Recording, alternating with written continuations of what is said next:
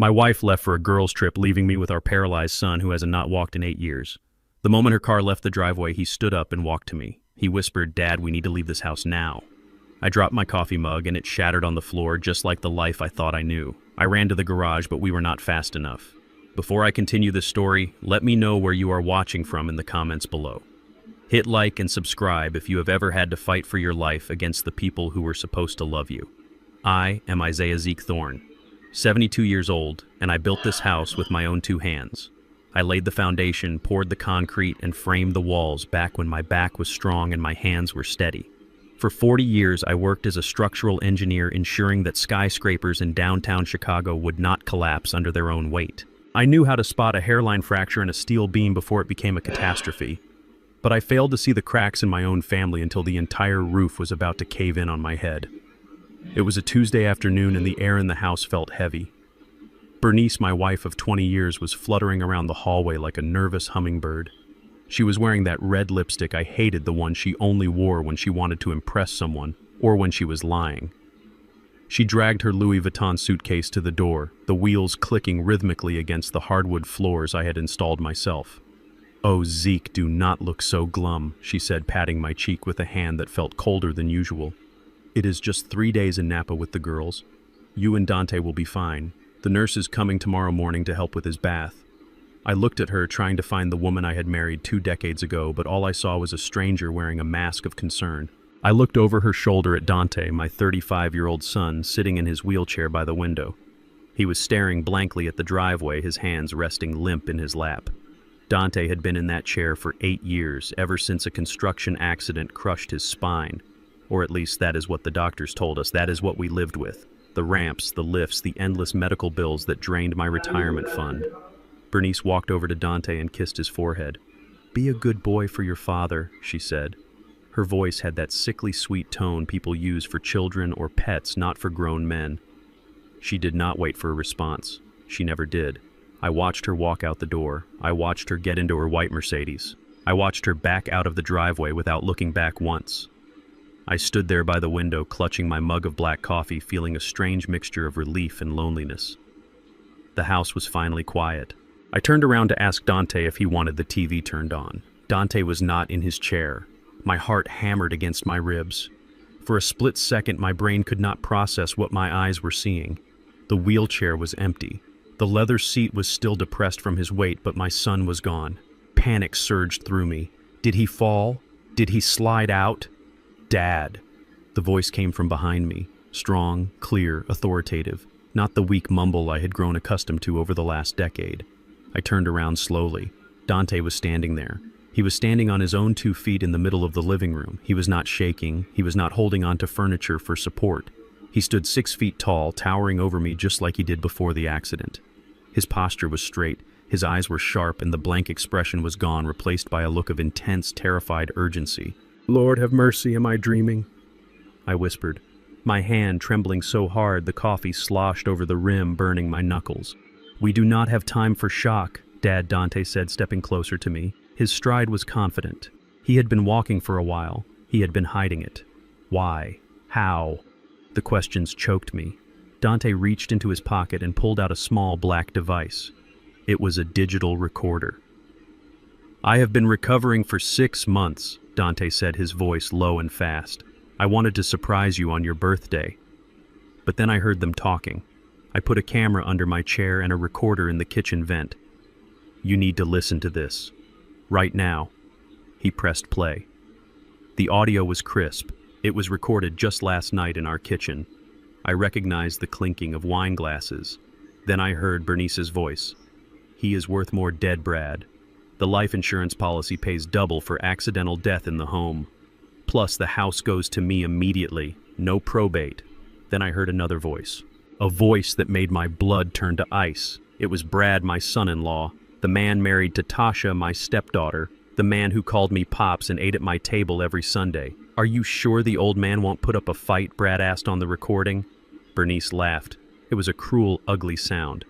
"Zeke, please. He shakes so much he can barely hold a fork. I have been upping his dosage of the tremors medication for weeks. He is practically a vegetable. Tonight is perfect. You come over after I leave for Napa. We make it look like he tripped at the top of the stairs. A tragic fall for a clumsy old man. The recording stopped. Silence rushed back into the room, but now it was deafening. My hand went numb. The ceramic mug slipped from my fingers and crashed onto the floor, exploding into shards of pottery and splashing dark liquid across my boots and the pristine rug Bernice loved so much. "They are going to kill me," I whispered. The reality of it hit me harder than a physical blow. My wife. The woman I slept next to. The woman I trusted with my life. She was not going on a trip. She was clearing out to have an alibi.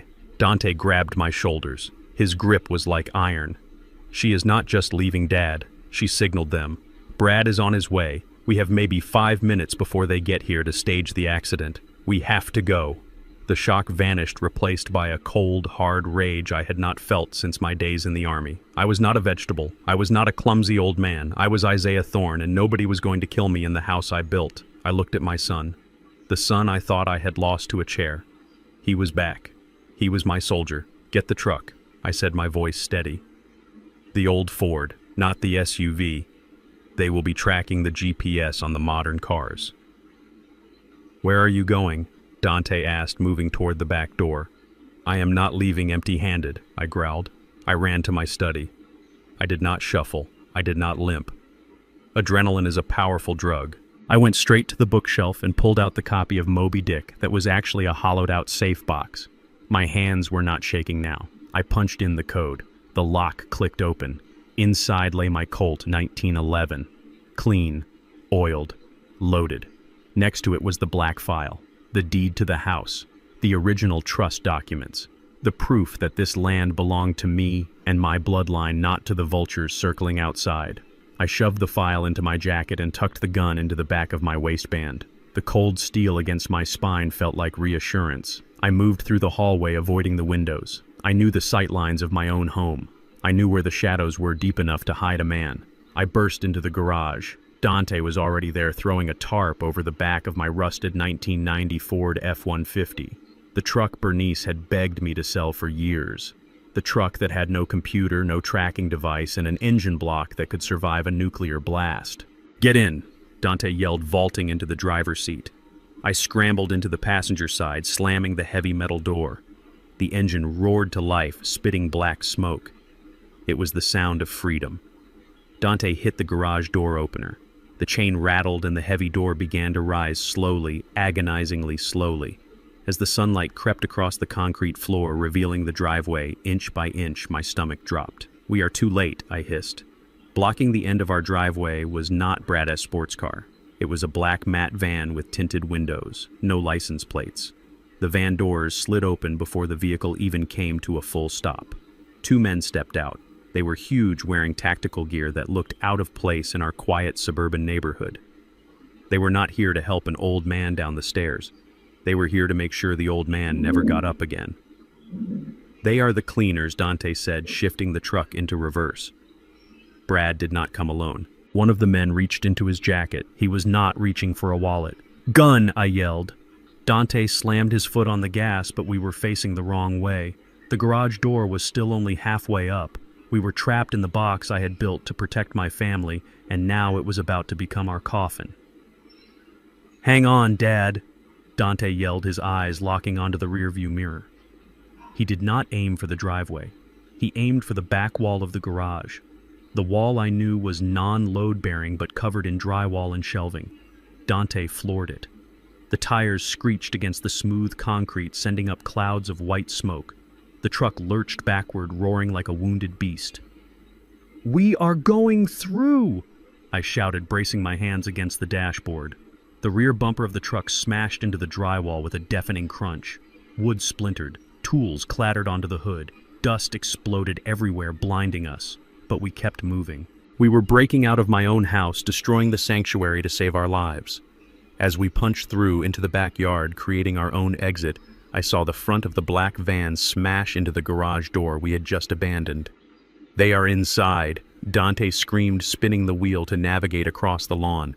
"Drive, son," I said, pulling the Colt from my waistband and clicking the safety off. "Just drive." We tore across the manicured grass, leaving deep ruts in the earth I had tended for decades. We were running, but the war had just begun. And they had made one fatal mistake. They thought they were hunting a cripple and a helpless senior citizen. They did not know they had just woken up two sleeping lions. Dust and drywall crumbled over the hood of my Ford F-150 as we tore through the back of the garage. The rear tires spun against the wet grass of the lawn before finding traction.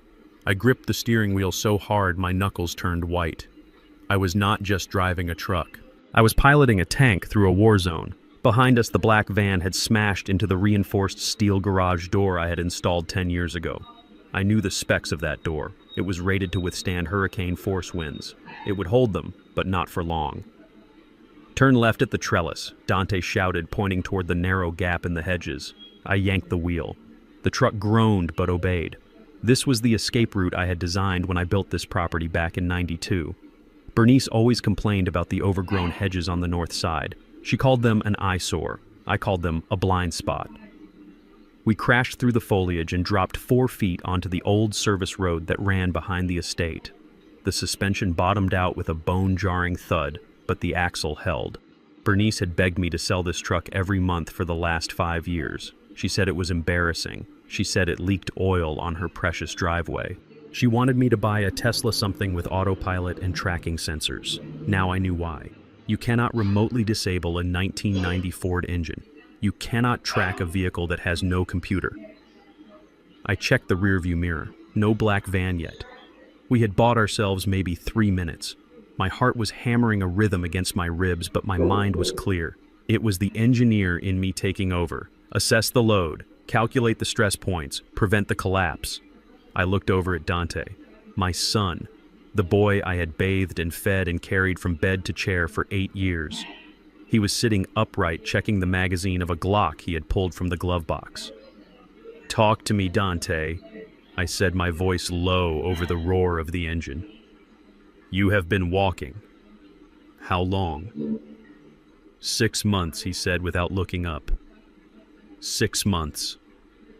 The number hit me like a physical blow. 6 months of watching me struggle to lift him into the bath. 6 months of letting me grieve for a life he had already reclaimed. Why, I asked. The hurt was there, but I pushed it down. Survival first, feelings later. "Because of Tasha," he said. His voice was hard, harder than I had ever heard it. "I started regaining sensation in my legs last winter. I was going to tell you on Christmas.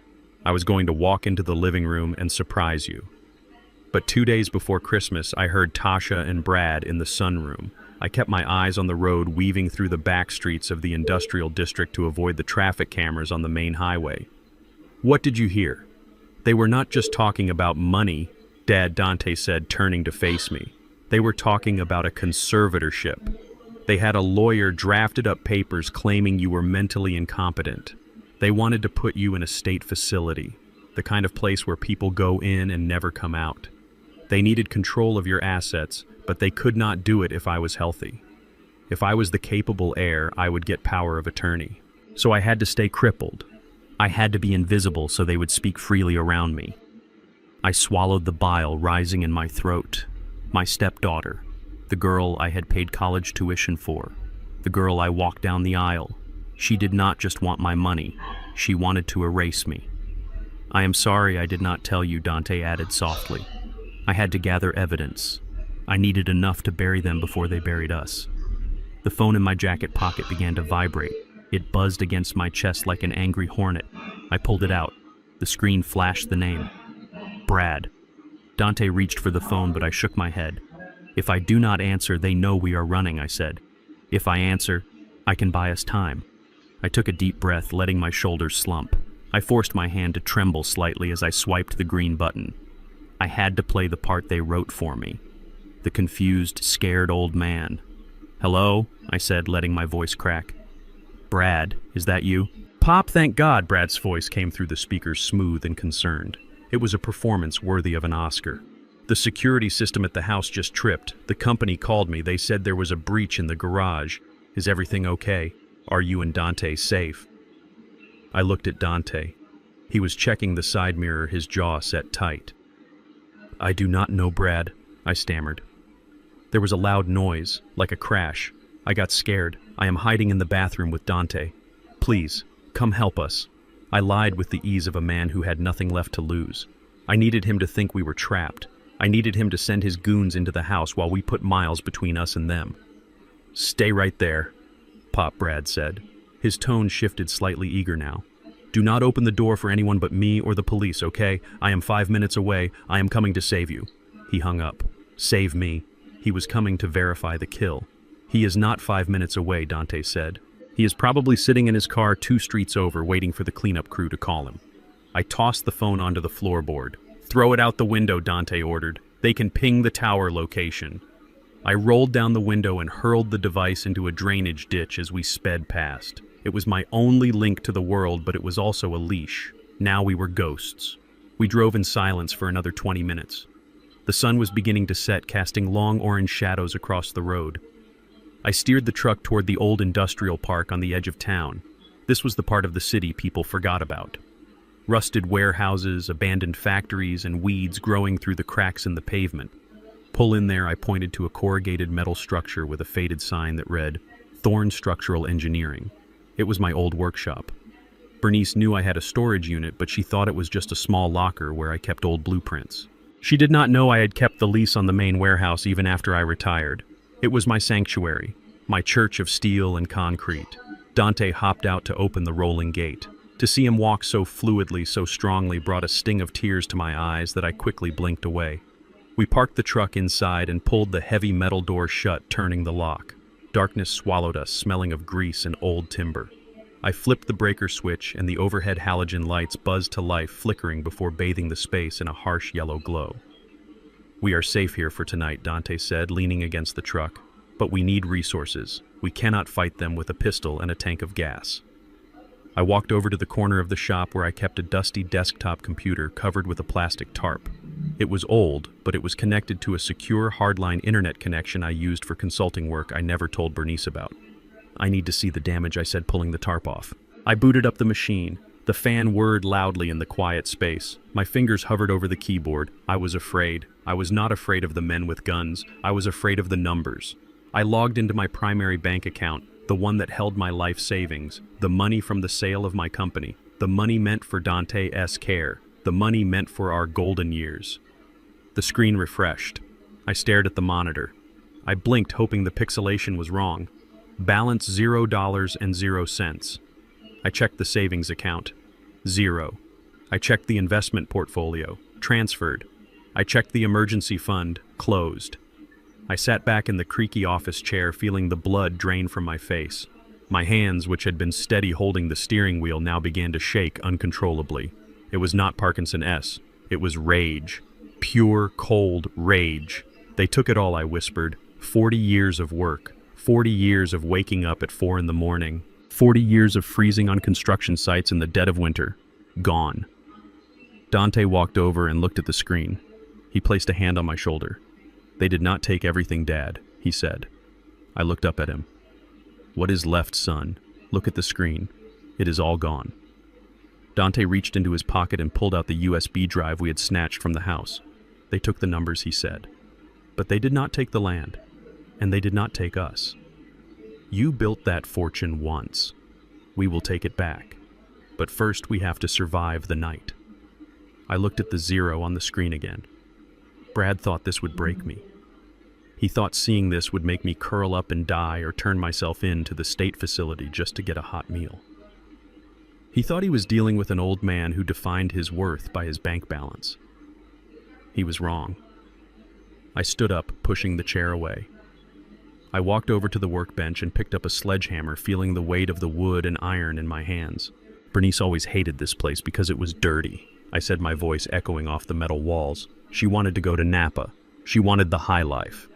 Well, she is about to find out that when you strip a man of everything he has to lose, you do not make him poor.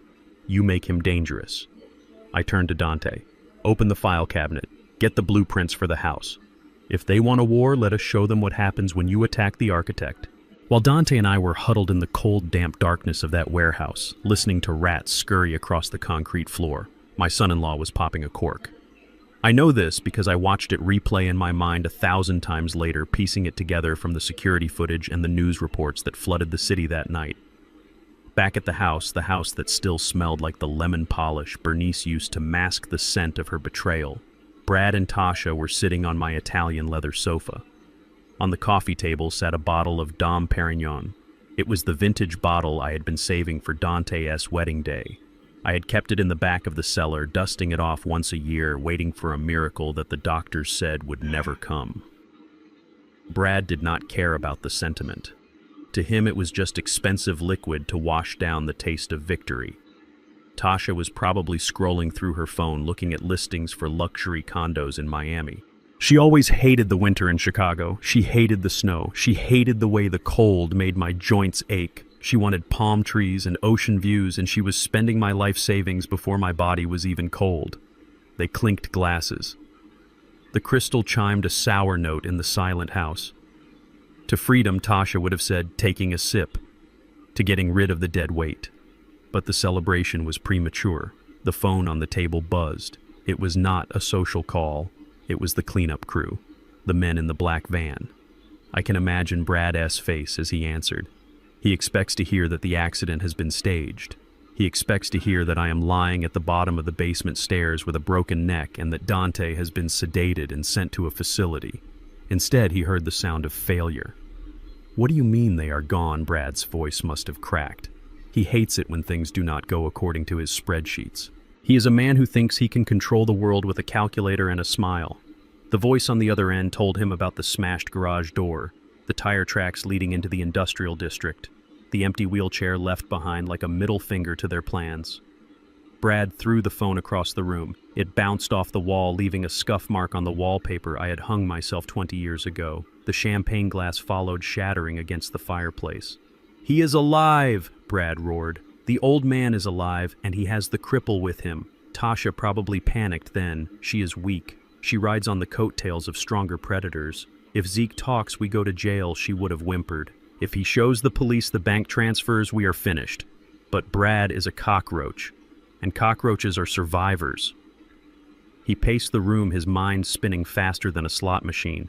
He knew he could not hunt us down physically, not with the police already alerted to the truck. He had to change the battlefield. If he could not kill my body, he had to kill my credibility. He turned to Tasha, his eyes cold and calculating. "Get the makeup remover," he ordered. "Mess up your hair. Rip your blouse a little. We need to look like victims." Victims. The audacity of it made my blood boil as I sat on a crate in the warehouse staring at the small portable television I had plugged into the generator. The screen was fuzzy. The antenna bent, but the picture was clear enough. Breaking news flashed across the bottom of the screen in urgent red letters. I leaned in closer, the stale sandwich I was eating turning to ash in my mouth. The channel cut to a live feed. There, standing in front of my house, surrounded by police lights and yellow tape, was Brad. He was not wearing his arrogant smirk. He was wearing a mask of absolute devastation. He had taken off his tie. His shirt was unbuttoned at the top, looking disheveled. He was holding Tasha, who was sobbing into a tissue, burying her face in his chest so no one could see her dry eyes. A reporter with a microphone thrust it toward Brad's face. "Mr. Thorne, can you tell us what happened inside the residence tonight?" Brad looked directly into the camera. He looked right at me. "It is a tragedy," he said, his voice trembling with practiced emotion. "We came over to check on my father-in-law, Zeke. He has been battling severe dementia for years. We tried to keep it private. We wanted to protect his dignity. But lately the violent outbursts have been getting worse." He paused to wipe a non-existent tear. "Tonight he snapped," Brad continued. "He was delusional. He kept screaming that people were stealing his money. He pulled a gun on my wife, on his own daughter. We tried to calm him down, but he was not Zeke anymore. He was someone else." The reporter gasped. "And your brother-in-law, Dante." Brad's face crumpled. "That is the part that kills me. Dante is paralyzed. Hey. He cannot defend himself. He cannot run. Zeke forced him into the truck at gunpoint. My brother-in-law is a hostage. He has serious medical needs. Without his medication, without his wheelchair, he could die within 24 hours. Tasha let out a loud, dramatic wail for the cameras. "Please, just bring my brother home," she cried. "Dad, if you can hear this, please do not hurt him. We forgive you. We just want Dante back safe." The reporter turned to the camera, her face grave. "You heard it here first, folks. A manhunt is underway for Isaiah Zeke Thorne, a 72-year-old man described as armed, dangerous, and mentally unstable. Authorities believe he has abducted his disabled son. If you see this man, do not approach. Call 911 immediately. I sat back in the darkness listening to the hum of the warehouse lights. My hands were clenched into fists, so tight my fingernails dug into my palms. They stole my money. They tried to take my life, and now they were stealing my name. In the eyes of the city, I was not a victim. I was a monster, a senile old lunatic who kidnapped his own crippled son. Dante was sitting next to me on a pile of old drop cloths. He was watching the screen, his jaw set so hard a muscle twitched in his cheek. He looked down at his legs, the legs that had walked him out of that burning house, the legs that Brad said were useless. "This is it," Dante said, his voice low and dangerous. "This is the mistake we needed, Dad." He stood up. He walked to the center of the room, pacing back and forth with the energy of a caged tiger. "He is lying to the whole world," Dante said, gesturing at the TV. "He says I am a hostage. He says I am a cripple. All I have to do is walk into a police station. Just walk in. The moment they see me standing, the moment they see I am not strapped to a chair, his entire story falls apart. It proves he is a liar. It proves everything he said is a fabrication." Dante grabbed his jacket. "Let us go. Right now." We drive to the precinct. I walk in. Game over. He was reaching for the keys to the truck. He was ready to end it. I stood up and blocked his path. "No," I said. Dante stopped looking at me with confusion and anger. "What do you mean, no? Look at him, Dad. He is destroying you on live television. We can stop this." "Sit down, son," I said, my voice steady and cold. Dante threw his hands up. "Why? Why are we waiting?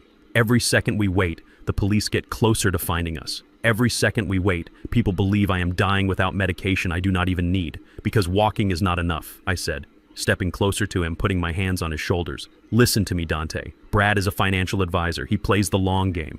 If you walk into that police station tonight, yes, you prove you can walk. And what will Brad say?" I mimicked Brad, a smooth, slippery voice. "Oh, thank God. It is a miracle." My prayers were answered. The shock of the kidnapping must have triggered a recovery. Dante frowned. He would not say that. He would, I insisted. He would spin it. He would cry tears of joy. He would say he didn't know. He would play the fool. And then he would pivot back to me. He would say that my dementia is still real. He would say that just because you can walk does not mean I did not pull a gun, does not mean I did not kidnap you, does not mean I am competent to manage my money. I pointed a finger at his chest. "Proving you can walk only saves you, Dante. It does not save the house. It does not get back the money. And it definitely does not put Brad and Tasha in prison. It just makes them look like worried relatives who made a mistake." Dante slumped slightly, the adrenaline fading, leaving him tired. "So what do we do?" he asked. "We just let him lie. We let him tell the world you are crazy." "Yes," I said, turning back to the glowing screen where Brad was now hugging the police chief. "We let him build his tower of lies. We let him stack it so high that when it falls, it crushes him completely." I walked over to the table and picked up the stack of papers we had stolen. The real evidence. We do not need to prove you can walk, Dante. Not yet. We need to prove they committed fraud. We need to prove attempted murder. We need to catch them when they feel safe. I looked at Brad S. image on the screen one last time. "He thinks he has won the public opinion," I whispered.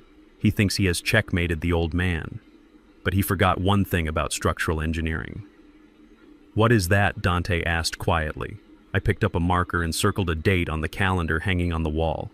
"The higher you build on a rotten foundation," I said, "the louder the crash when it comes down." Brad just went on TV and committed to a narrative. He locked himself into a story. Now all we have to do is wait for him to make the one move that contradicts it. And he will. Greed always makes people sloppy. He thinks I'm running in the woods. He thinks you are dying in a chair. He is going to try to sell the house tomorrow. He is going to try to liquidate the assets before the courts can freeze them for the investigation. I looked at my son, and for the first time that night I smiled. A cold, grim smile. Let him enjoy his champagne tonight. Tomorrow we remind him that this is not his game. It is ours. And we are not playing by his rules anymore. The house I built stood on the hill like a fortress of shadows. From the outside it looked peaceful. The security lights cast long golden beams across the lawn, and the windows were dark. To anyone driving by, it was just another wealthy estate sleeping through the night. But to me, it was a crime scene waiting to be processed. We parked the stolen sedan we had swapped for the truck 3 miles away in a grocery store parking lot.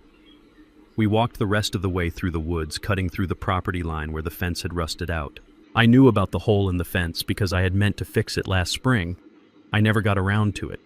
Now that laziness was the only reason we could get onto my own land without tripping the perimeter alarms. Dante moved ahead of me. Watching him move was like watching a ghost come back to life. For 8 years I had seen him withered in a chair. Now he was crouching low, moving with the silent grace of a hunter. His legs were strong, his balance was perfect. The rage fueled him just as it fueled me. We did not go for the doors. Brad would have changed the codes. We did not go for the windows. Tasha would have armed the glass brake sensors. We went for the roof. I stopped at the base of the old oak tree that grew near the east wing. Bernice had wanted to cut it down 5 years ago. She said the leaves clogged the gutters. I refused. I told her the tree gave the house character. The truth was, I liked the tree because it was the only living thing on the property that I did not pay for. "Give me a boost," Dante whispered. I laced my fingers together and he stepped into my hands, hoisting himself up to the lowest branch. He reached down and pulled me up. My shoulders screamed in protest. I was 72 years old and my joints felt like they were filled with broken glass. But I did not make a sound. I bit my lip until I tasted iron and pulled myself onto the limb. We climbed until we reached the roofline. The shingles were still warm from the day's sun. We crawled on our bellies toward the large industrial exhaust vent near the chimney. When I designed this house 20 years ago, I over-engineered everything. Most residential vents are 12 inches wide. I made mine 24. I wanted maximum airflow. I wanted the house to breathe. I never imagined that one day I would be the one crawling through its lungs. Dante pulled the vent cover loose. I had installed it with a simple latch mechanism, not screws. Another engineer's quirk that saved us time. We slipped inside. The air in the ducts was stale and smelled of dust and the faint metallic tang of copper. It was tight. I had to drag my body forward using my elbows, my knees scraping against the galvanized steel.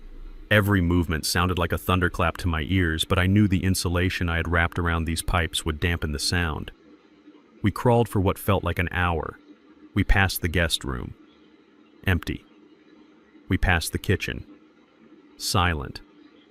Then we reached the junction above the master bedroom. A soft light filtered up through the slats of the vent cover. I could hear music. Soft jazz. The kind of music Bernice played when she wanted to feel sophisticated. I crept forward until I could look down through the metal grate. My heart, which had been pounding with fear, suddenly stopped and turned into a stone in my chest. Bernice was not in Napa. She was not on a girls' trip. She was in my bed. She was wearing the silk robe I had bought her for our anniversary. She was holding a glass of red wine, and she was not alone. Lying next to her on the Egyptian cotton sheets I had paid for was a man. He was young, maybe 30. He had the smooth, sculpted look of a personal trainer or a model. He was running his hand through Bernice's hair, and she was laughing. A sound I had not heard in years. A genuine, happy laugh. I watched as she leaned over and kissed him. It was not a peck. It was hungry, passionate. Dante was beside me. I felt his body tense up. He reached for his gun. I put my hand on his wrist and squeezed. Not yet. We were not here for revenge, not the bloody kind. We were here for the safe. The safe was hidden behind the oil painting of the seascape on the far wall. Inside that steel box was the original prenuptial agreement. Bernice thought I had burned it. She thought the copy in the Lawyer S office was the only one, and she had already bribed him to shred it. She did not know I kept the wet ink original. That document stated clearly that in the event of infidelity, she got nothing. 0. And next to it was the USB drive, the crypto wallet, the digital key to $5 million I had siphoned off from my business sales before the marriage. Brad knew it existed. He had been tearing the house apart looking for it. We just had to wait for them to sleep. But then they started talking. And what I heard was worse than the sight of them together. So the boy toy asked, taking a sip of my wine, "Is the old man really gone?" Bernice giggled. She traced a finger down his chest. He is gone, baby. Even if he is not dead, he is never coming back here. Brad has it all under control. The police think he is a dangerous lunatic. Even if he walks through that front door right now, they will tackle him and sedate him before he can say a word. You are bad, the man laughed. I did what I had to do, Bernice said, her voice dropping an octave. Do you know how hard it was living with him? He was so boring, always talking about structures and foundations, always counting pennies.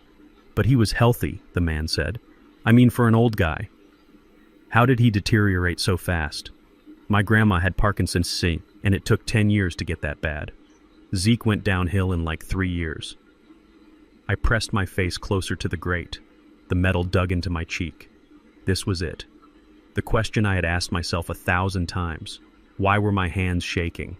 Why could I not button my own shirt? Why did I drool when I slept? Bernice sat up.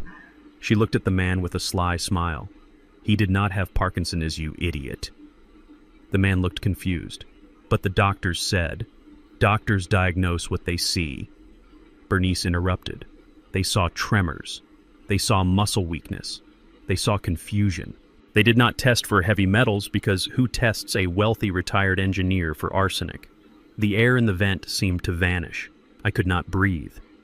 Arsenic. It is tasteless. Bernice continued, proud of herself. It is odorless. I bought it online from a supply company in China. I put a tiny pinch in his special dark roast coffee every single morning, just enough to make the nerves misfire, just enough to make his hands shake so bad he could not sign a check without my help. She laughed again. A cruel, soulless sound. He thanked me for that coffee every day. He called me his angel. He said, Bernice, you make the best coffee in the world. And all the while I was slowly turning off his lights one by one. I closed my eyes. Tears hot and stinging leaked out. Every morning. I saw myself sitting at the kitchen table, my hands trembling so hard the cup rattled against the saucer. I saw Bernice standing there smiling, pouring the steaming black liquid. Here you go, darling, drink up, it will help you wake up. I drank it. I drank my own death. I thanked her for it. I kissed her hand, the same hand that was measuring out poison while I slept. The tremors were not age. The confusion was not dementia. I was not broken. I was being murdered by the woman I shared my bed with. Dante's hand found mine in the dark. He gripped it so hard I thought he might break my fingers. He was shaking too. Not from fear, but from a fury so pure it radiated off him like heat. I opened my eyes. I looked at my son. In the dim light of the vent, I saw a tear track cutting through the dust on his face. We stared at each other. No words were needed. The plan had changed. We were not just going to take the money. We were not just going to take the house. We were going to destroy them. We were going to burn their world down, and we were going to use their own words as the match. Bernice leaned back against the pillows. Do not worry about Zeke, she said, closing her eyes. By next week, his kidneys will fail or his heart will give out from the stress. The autopsy will just show natural causes. And then, baby, this house is ours. All ours. I reached into my pocket and pulled out the tiny spy camera I had brought. I aimed it through the grate. I recorded the lovers. I recorded the confession. I recorded the date and time. The red light on the camera blinked silently in the darkness. Sleep well, Bernice, I thought. Sleep well, because when you wake up, the nightmare begins. We waited. We waited for 2 hours until the wine and the sex and the arrogance lulled them into a deep sleep. When their breathing evened out, I signaled to Dante. He pulled a small screwdriver from his belt. Silently, skillfully, he undid the latch of the vent. We were going in, not as thieves, but as the ghosts they created. And ghosts, as everyone knows, are very hard to kill. The metal grate of the air vent dug into my chest, but I barely felt it. All I could feel was the vibration of my son's body next to me. Dante was shaking. Not from the palsy that had plagued him for years, but from a murderous rage that was threatening to blow our cover. We had just heard Bernice confess to poisoning me. We had heard her laugh about turning a strong man into a trembling invalid with a pinch of arsenic in his morning coffee. Dante's hand moved to his belt. He was reaching for the gun. His breathing was ragged, sharp, jagged gasps that sounded like a saw cutting through bone. He was going to kick the vent cover open. He was going to drop down into that bedroom and put a bullet in the woman who had slowly killed his father and the man who was defiling his bed. I reached out and clamped my hand over his wrist. My grip was iron. The tremors Bernice had induced were gone, replaced by the adrenaline of survival. I squeezed his arm until I felt the bone flex. I looked him in the eye in the dark, dusty tunnel of the ventilation shaft. I shook my head slowly, 1 inch to the left, 1 inch to the right. No. If we killed them now, we would be the monsters they painted us to be. We would be the violent lunatics Brad described on the news. We would spend the rest of our lives in a cage. I did not want them dead. I wanted them destroyed. I wanted them to live long enough to see everything they stole stripped away piece by piece. Dante stared at me. His eyes were wild, but slowly the soldier in him took over. He nodded. He released the grip on his weapon. We were not assassins. We were engineers. And engineers do not just smash things. We dismantle them. We crawled backward away from the master bedroom. The sounds of Bernice and her lover faded, replaced by the hollow silence of the house.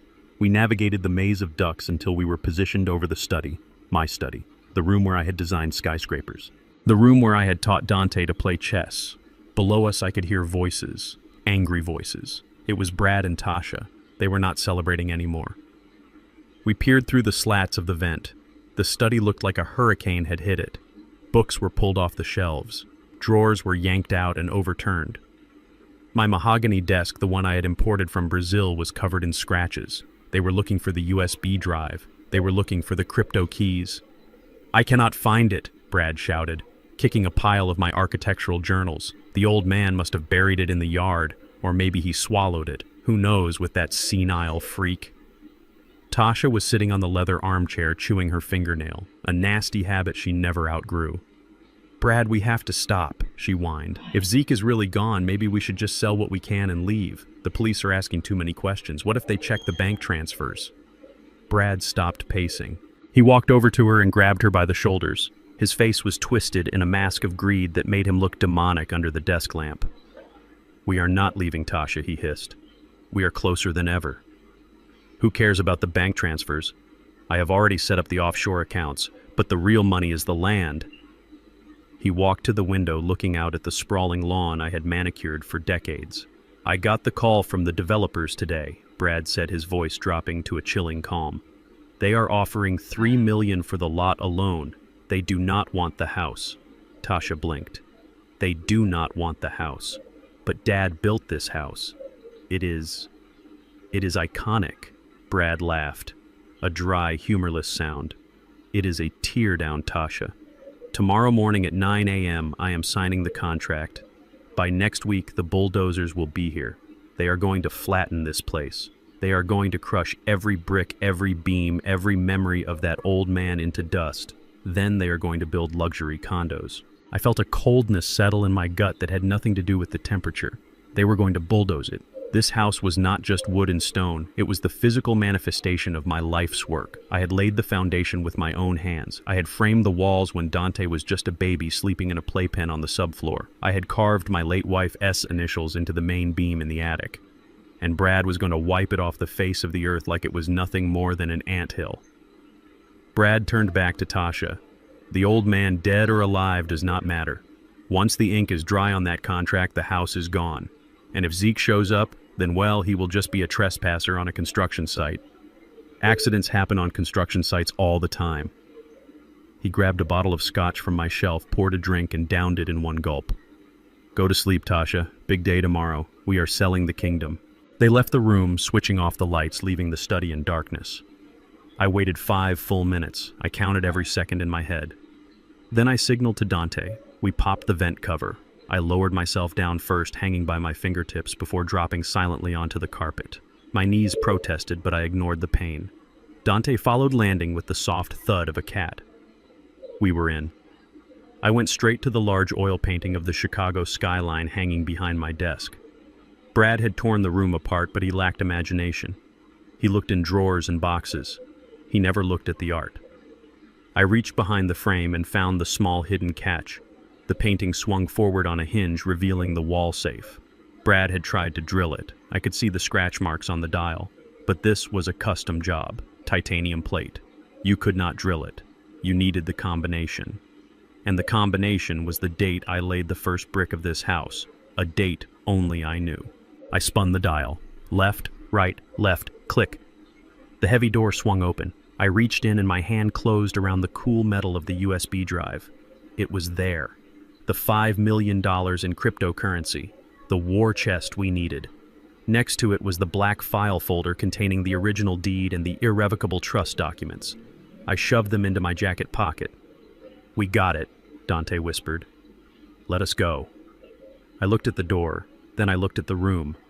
My sanctuary violated by greed. "Not yet," I said. I reached into the cargo pocket of my work pants. I pulled out a small plastic case. Inside were 5 tiny black objects. They looked like buttons. Spy cameras, high definition, wireless, with sensitive microphones.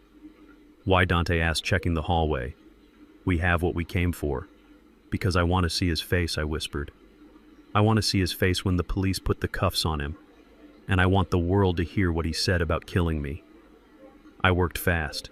My hands were steady now, precision tools once again.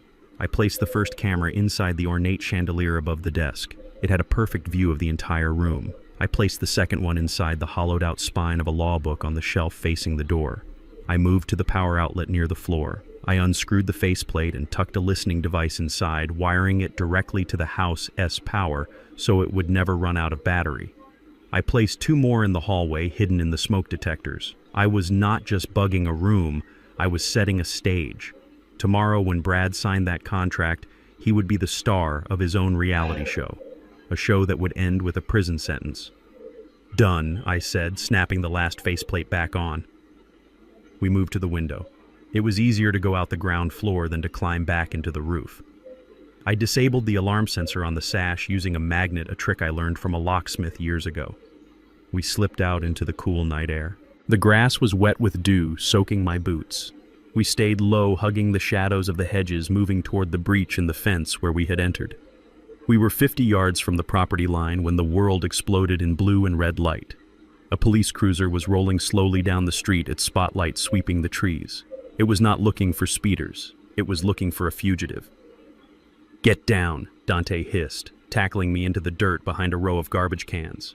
The cruiser stopped. The spotlight beam cut through the darkness, missing us by inches. I could hear the radio chatter. Suspicious vehicle reported near the north perimeter, checking it out. They were looking for our rental car. They had found it. We were cut off. "We cannot make it to the woods," Dante whispered. "They will see us crossing the open field." I looked around. We were trapped in the service alley behind the neighbor's house. There was nowhere to hide, except one place. The large industrial dumpster behind the neighbor's renovation project. It was overflowing with trash-rotting drywall and bags of household waste. "In there," I said, pointing. Dante looked at me with disgust. "Dad, seriously. Live in trash or die in cuffs," I said. "Your choice." We scrambled up the side of the dumpster and dropped in. The smell hit me like a physical punch. Rotting food, dirty diapers, stagnant water. I sank down into a pile of wet insulation, pulling a black garbage bag over my head. Dante crouched next to me, pulling a piece of plywood over himself. We lay there in the filth, in the absolute darkness, breathing through our mouths to keep from retching. The police cruiser rolled closer. I could hear the gravel crunching under its tires. The spotlight swept over the dumpster. I saw the beam of light cut through the cracks in the metal container, illuminating the dust motes dancing in the foul air. I held my breath. My heart was hammering against my ribs so hard I was sure the cop could hear it. I was Isaiah Thorne. I was a structural engineer. I was a millionaire. I had built a legacy. And now I was lying in a dumpster covered in slime, hiding from the very system I had paid taxes to support for 50 years. But as I lay there smelling the stench of decay, I felt a strange sense of clarity. Let them think I am trash. Let them think I am discarded, because tomorrow the trash was going to rise up and it was going to burn their whole world down. We lay there for 2 hours, 120 minutes of silence and stench, waiting for the enemy to blink. And in the dark, I began to formulate the next step of the plan, the step that would turn their victory party into a funeral. The smell of Marcus Vance's office was a combination of stale cigar smoke, cheap bourbon, and old paper. It was located above the laundromat on the south side of the city, A place where the neon sign buzzed incessantly and the sirens never seemed to stop wailing. To most people, it looked like a hole in the wall. To me, it looked like a bunker. We had made it there just before dawn, moving through back alleys and avoiding the main roads. Dante was sitting in the corner on a cracked leather chair, his face smeared with grime from the dumpster, but his eyes bright and alert. I sat across from Marcus, watching him scroll through the data on the USB drive we had stolen from the safe. The only light in the room came from the glow of the computer monitor illuminating the deep lines on Marcus' face. He was an old friend from the Union days back when legal battles were fought with baseball bats as often as with briefcases. He took a long drag from his cigarette and exhaled a cloud of blue smoke. "They cleaned you out, Zeke," Marcus said, his voice gravelly and low. "It is worse than I thought. Worse than I—" "The crypto accounts, the retirement funds, the savings. Brad moved it all into offshore shells in the Cayman Islands 3 days ago. By the time we get a court order to unseal those accounts, the money will have bounced through a dozen jurisdictions. It is gone." Dante leaned forward, his hands gripping the arms of the chair. "So that is it. We risked our lives for nothing. We are broke." I looked at my son. He was thinking like a young man. He was thinking about cash, about liquidity. He did not understand that real wealth is not what you have in the bank. It is what you stand on. I reached into my wet jacket and pulled out the black file folder. It was damp and smelled of garbage, but the documents inside were wrapped in plastic. "Marcus," I said, leaning forward, "stop looking at the money. Brad can have the cash, he can have the stocks, he can have the gold watch I got for 20 years of service. Look at the land." Marcus frowned, tapping a few keys on his keyboard. "What land, Zeke?" "Brad is selling the house tomorrow. He has the power of attorney. He has the deed." "No," I said, a small, cold smile touching my lips. "He has a deed. He does not have the deed." I tossed the black folder onto the cluttered desk. It landed with a heavy thud. Marcus opened it. He scanned the first page, then he stopped. He adjusted his glasses and leaned closer. He flipped to the second page, then the third. He looked up at me, and for the first time in 20 years, I saw genuine shock on his face. "You old fox," he whispered. "The Phoenix Trust." Dante looked between us, confused. "What is the Phoenix Trust?" I turned to my son. 5 years ago, when I had my first tremor, Bernice told me it was just stress.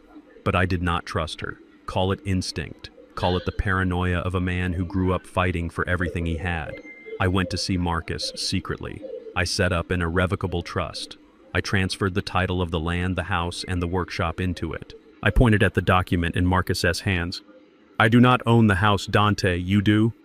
Dante's mouth fell open. "Me. The trust owns it," I explained, "and you are the sole beneficiary. But here is the kicker. It is an irrevocable trust. That means I cannot change it. Bernice cannot change it.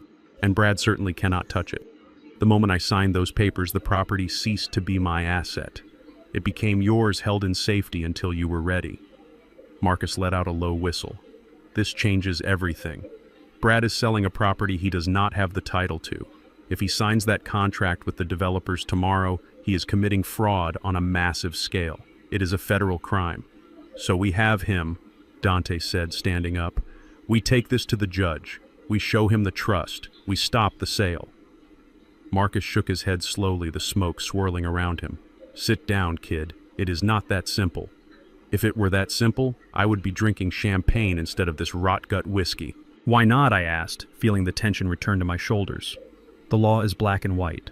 The law is a gray fog," Marcus said, tapping a specific paragraph on the document. "Look at Clause 7, Section B. The beneficiary must be of sound mind and body and must demonstrate the capacity to manage the estate. If the beneficiary is deemed incapacitated or dependent, the control of the trust reverts to the legal guardian of the beneficiary."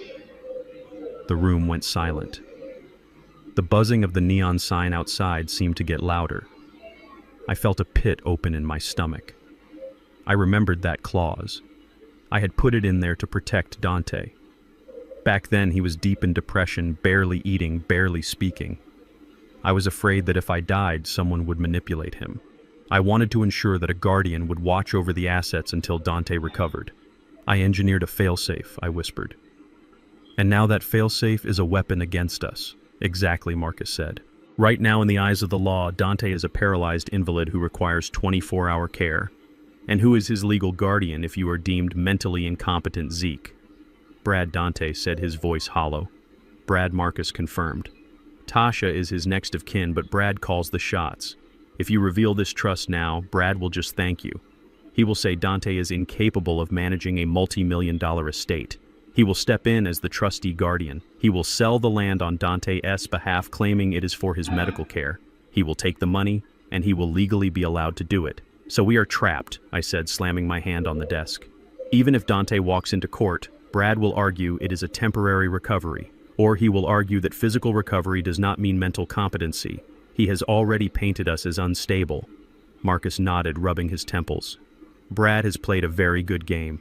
He has created a narrative where you are crazy and your son is helpless. To break that narrative, we cannot just show a piece of paper. We need proof. Unquestionable, undeniable proof. Dante looked at his legs. I can walk. I can run. I am strong.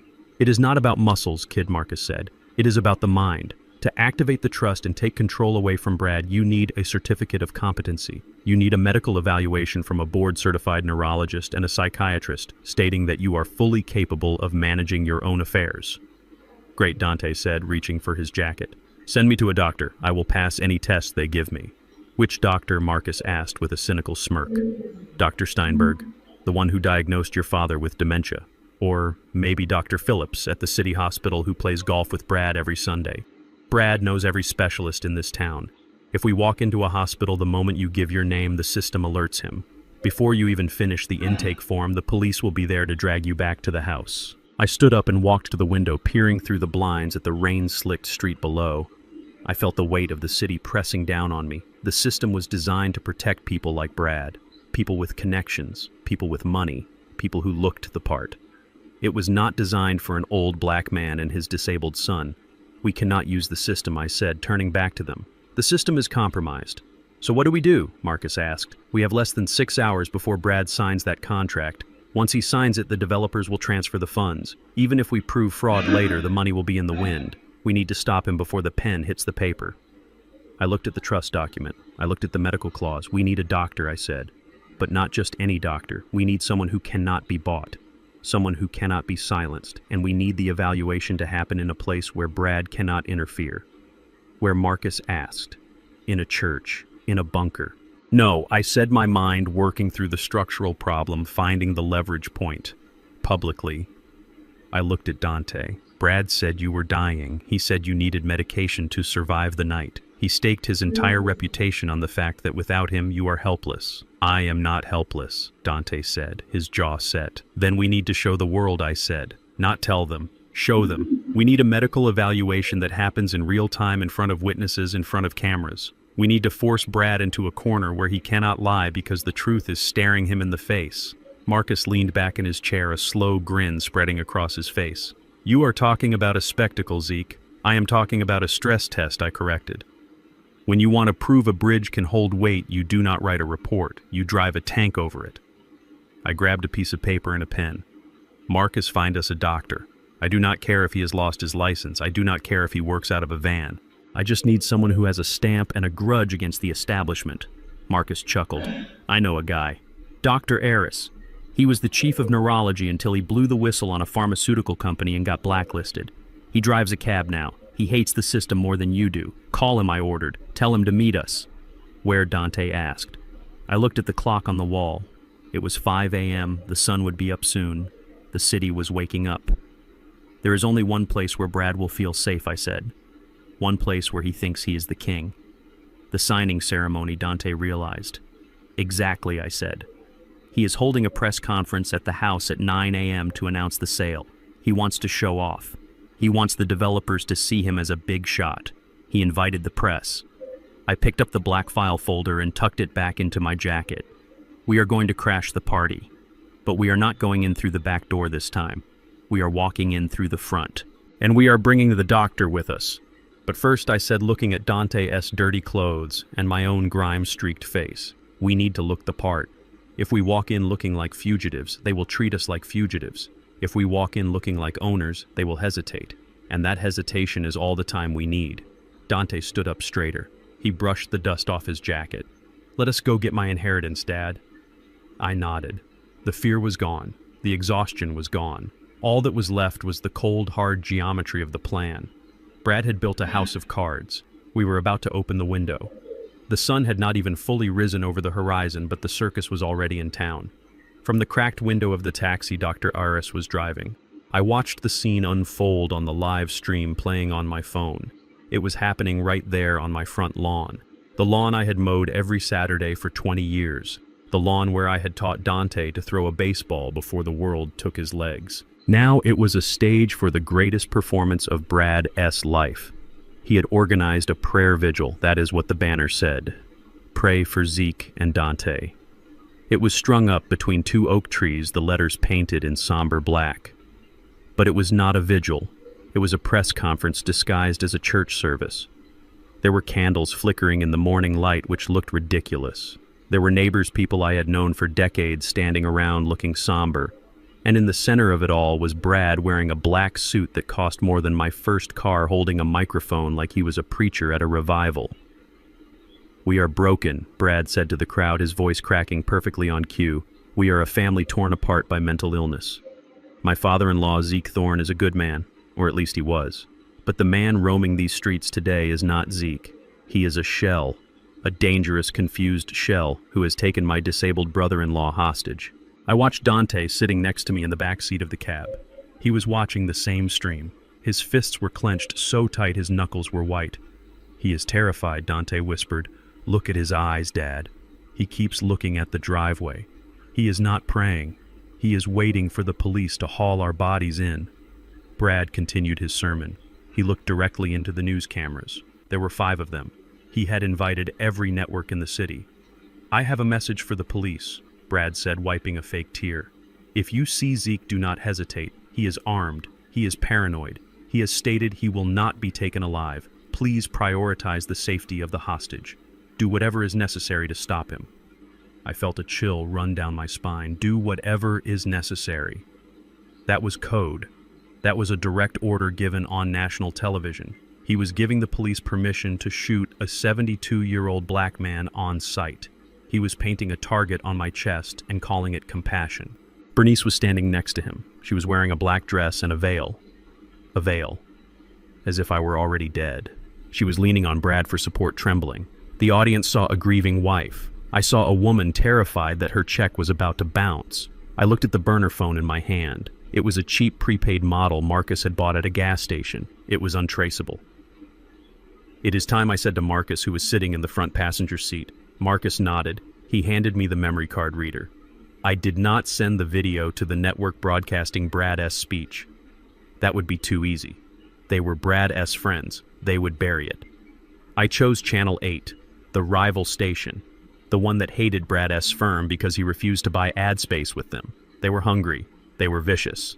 And they were live on the scene too, standing at the back of the crowd. I attached the file. It was a short clip, just 30 seconds. It was from the night before. The footage from the camera I had hidden in the chandelier. It showed Bernice sitting on the sofa holding a glass of wine. Brad was pacing. "I hope the old fool freezes out there," Bernice's voice rang out clear and sharp on the video. "It would save us the cost of a nursing home. Maybe he will do us a favor and fall into a ravine." And then Brad's voice. "Forget him. Once I sign the papers tomorrow, the bulldozers will bury any evidence he ever lived here." I hit send. We sat in the taxi parked 3 blocks away and waited. It takes time for a bomb to detonate. First there is the silence, then the spark, then the fire. On the screen I saw a producer from Channel 8 touch her earpiece. Her eyes went wide. She looked down at her tablet. Then she signaled to her reporter. The reporter, a young woman with sharp eyes, pushed her way to the front of the crowd. She did not wait for the prayer to finish. "Mr. Thorne, Mrs. Thorne," she shouted, her voice cutting through Brad's monologue. "We have just received a video sent anonymously to our newsroom. It appears to be dated from last night inside your home." Brad froze. The mask slipped for a fraction of a second. I saw the panic. The real panic. In this video, the reporter continued holding up her tablet for the other cameras to see. Mrs. Thorne is heard wishing death upon her husband. and you, Mr. Thorne, are heard discussing destroying evidence. Care to comment? A murmur rippled through the crowd. The neighbors stopped praying. The other reporters smelled blood. They swarmed forward, microphones thrust out like spears. Bernice looked like she was going to faint, and this time it was not an act. She grabbed Brad's arm, digging her nails into his suit jacket. Brad snatched the microphone back. His face was red, not with grief, but with fury. "That is a lie," he shouted over the noise. "That is fake." He turned to Bernice, gripping her shoulder hard enough to bruise. "Tell them, Bernice. Tell them it is not real." Bernice stepped up to the mic. She was shaking. She looked into the camera, and I saw the terror in her eyes. She was not afraid of me. She was afraid of the man standing next to her. "It is AI," she stammered. Her voice was thin, reedy. "It is a deep fake. Someone is using technology to hurt us. My husband and I never said those things. We love Zeke. We are victims of cyber terrorism." Brad jumped back in, seizing the narrative. "You see," he bellowed, pointing a finger at the camera. "This is exactly what I mean. Zeke was an engineer. He knows computers. He has access to technology. He is taunting us. He is using deepfake software to frame us while he drags my crippled brother-in-law through the woods. This is sick. This is proof of his insanity." I watched as the crowd swayed. They were confused. Deepfakes were scary. They were plausible. Brad was good. He was very good. He had taken a smoking gun and turned it into a water pistol.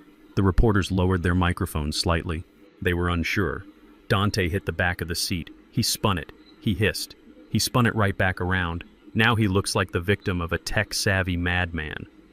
I sat back in the seat watching the screen. I was not angry. I was impressed. A structural engineer appreciates a good support system even if it is built on lies. Brad had braced the collapse, but he had made a mistake. He claimed I was in the woods. He claimed I was using a computer to make fake videos from a hideout. He claimed I was a ghost haunting him from the shadows. "He is doubling down," I said quietly. "He is committing to the lie that I am far away, that I am hiding." Dr. Eris turned around from the driver's seat. He had a grim smile on his face. "So when do we show them you are not a ghost, Zeke?" I looked at the time on the dashboard. It was 8:45. The signing with the developers was scheduled for 9 inside the house. "Now," I said. Marcus handed me a clean pressed suit he had picked up from a thrift store. It was not my style. It was a little tight in the shoulders, but it was clean. Dante pulled a tie out of his pocket. "Brad wants a show," I said, buttoning the shirt. "He wants a villain. He wants a spectacle." I looked at the live feed one last time. Brad was ushering the press away, guiding the developers toward the front door. He looked relieved.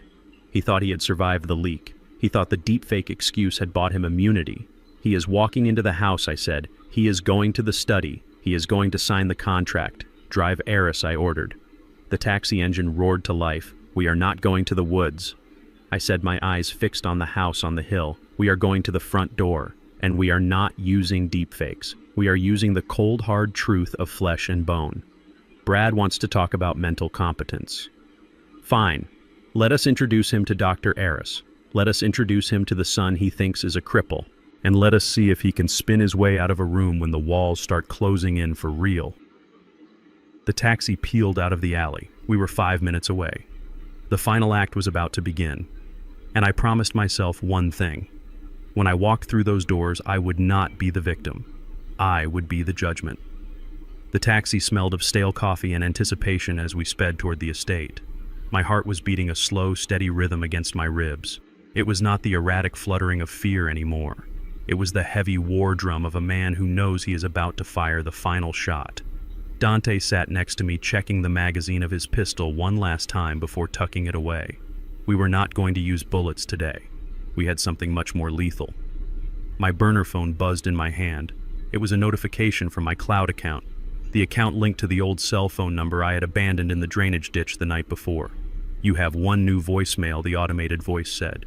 I looked at the screen. The call had come in 10 minutes ago. It was from Tasha, my stepdaughter.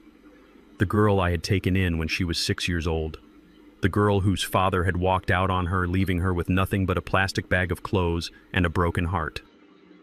I remembered the day I met her. She was hiding behind Bernice's legs, holding a dirty teddy bear. I had knelt down and promised her that she would never be hungry or unsafe again. I had kept that promise. I paid for her braces. I paid for her college. I walked her down the aisle toward Brad even though I knew he was a snake. I did it because I loved her. I pressed play on the speakerphone so Dante and Marcus could hear. Tasha's voice filled the cab. It was thick with tears, trembling, heartbroken. Dad, please pick up. I know you are scared. I know you think we are against you, but we are not. Brad is just trying to help. We are so worried about Dante. Please, Dad, just come home. We can fix this. I love you so much. Oh, please. She sniffled loudly. It was a performance worthy of an Academy Award. If I had been the man I was 2 days ago, I might have believed it. I might have turned the car around. Then there was a pause, a rustling sound, like a phone being set down on a table but not hung up. Tasha thought she had ended the call.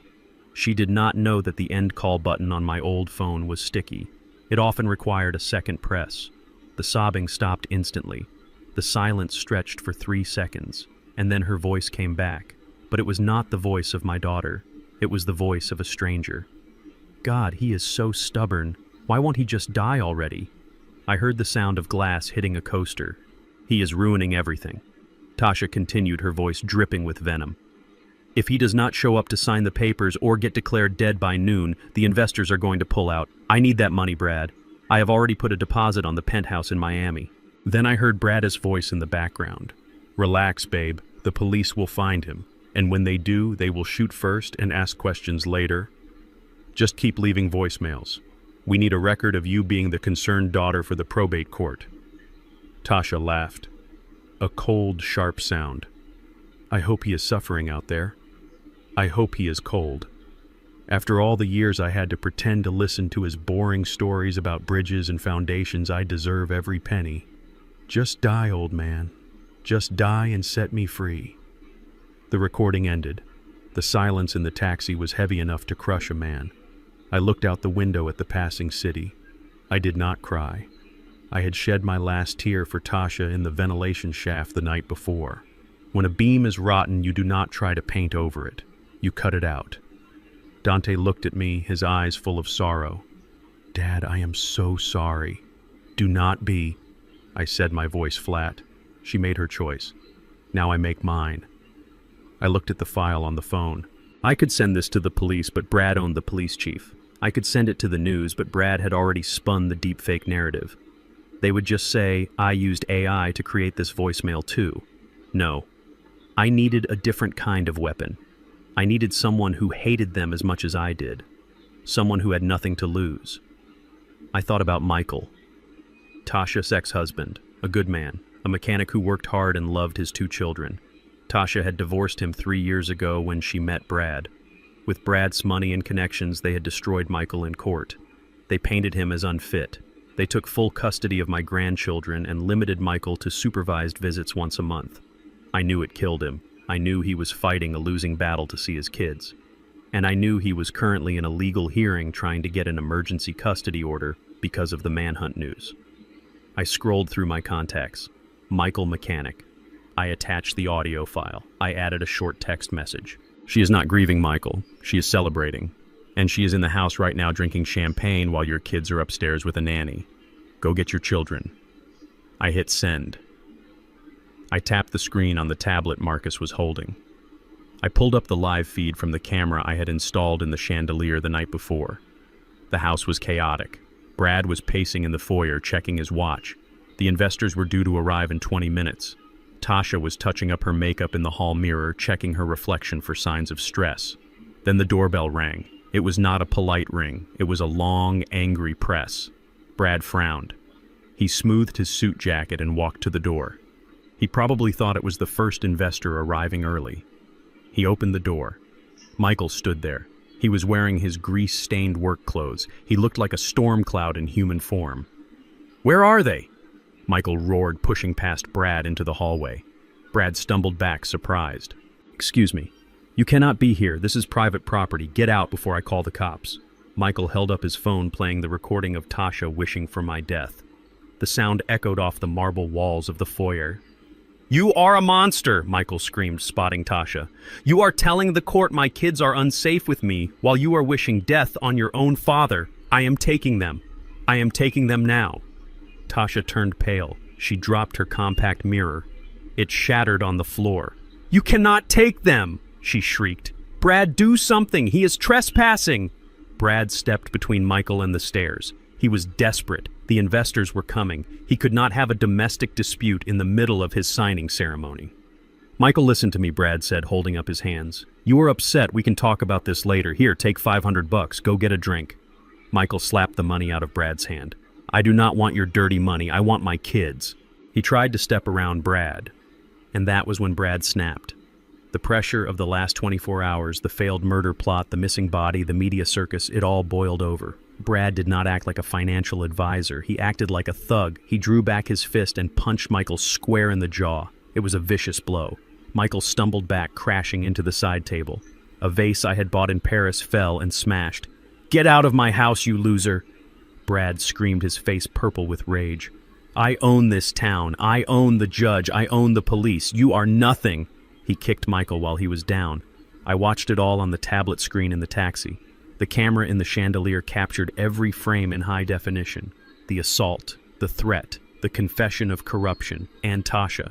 Instead of helping her ex-husband, she started screaming at Brad. "You idiot," she yelled. "The investors will see the bruise.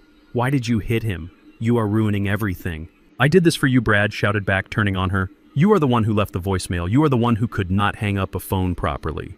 This is your fault." "Shut up," Tasha screamed. "It is your fault for not killing Zeke when you had the chance. You said the cleaners would take care of it. You said he would be dead by now. The camera recorded that too." Michael scrambled to his feet, blood trickling from his lip. He looked at them both with pure disgust.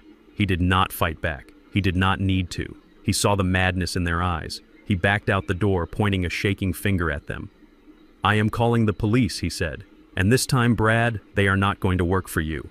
Michael ran down the driveway. Inside the house, the alliance was fracturing. Brad was hyperventilating, pacing in circles. Tasha was crying, rubbing her temples. "He is going to call the cops," Tasha sobbed. "They will be here during the signing." "Fix it," Brad yelled at her. "Go upstairs and clean yourself up. Put on a smile. If the investors ask, Michael was a drunk intruder.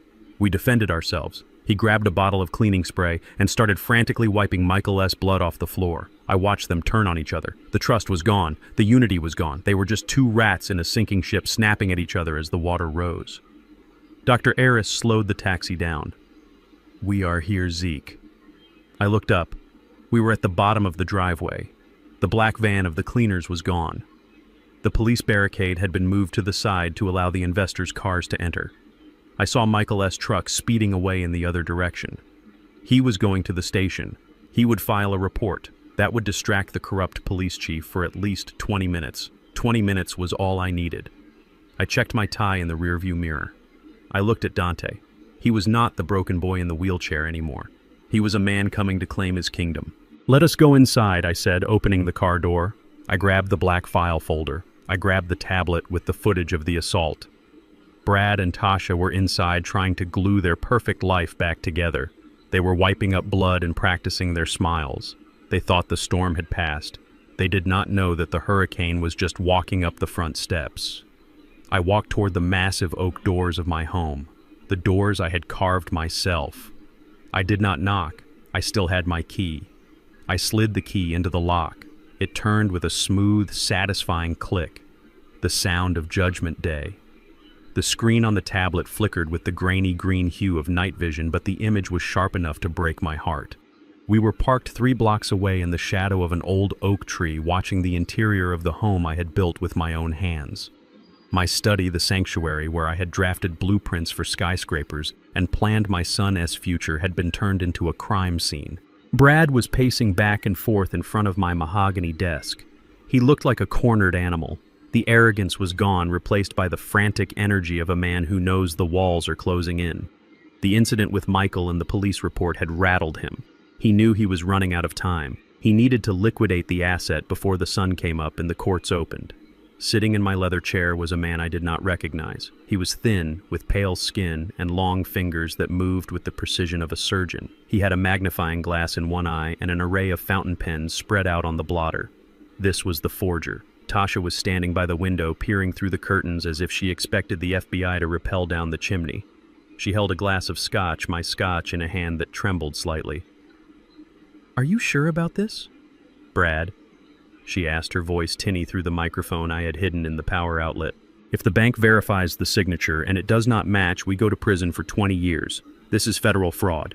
Brad stopped pacing and slammed his hands down on the desk.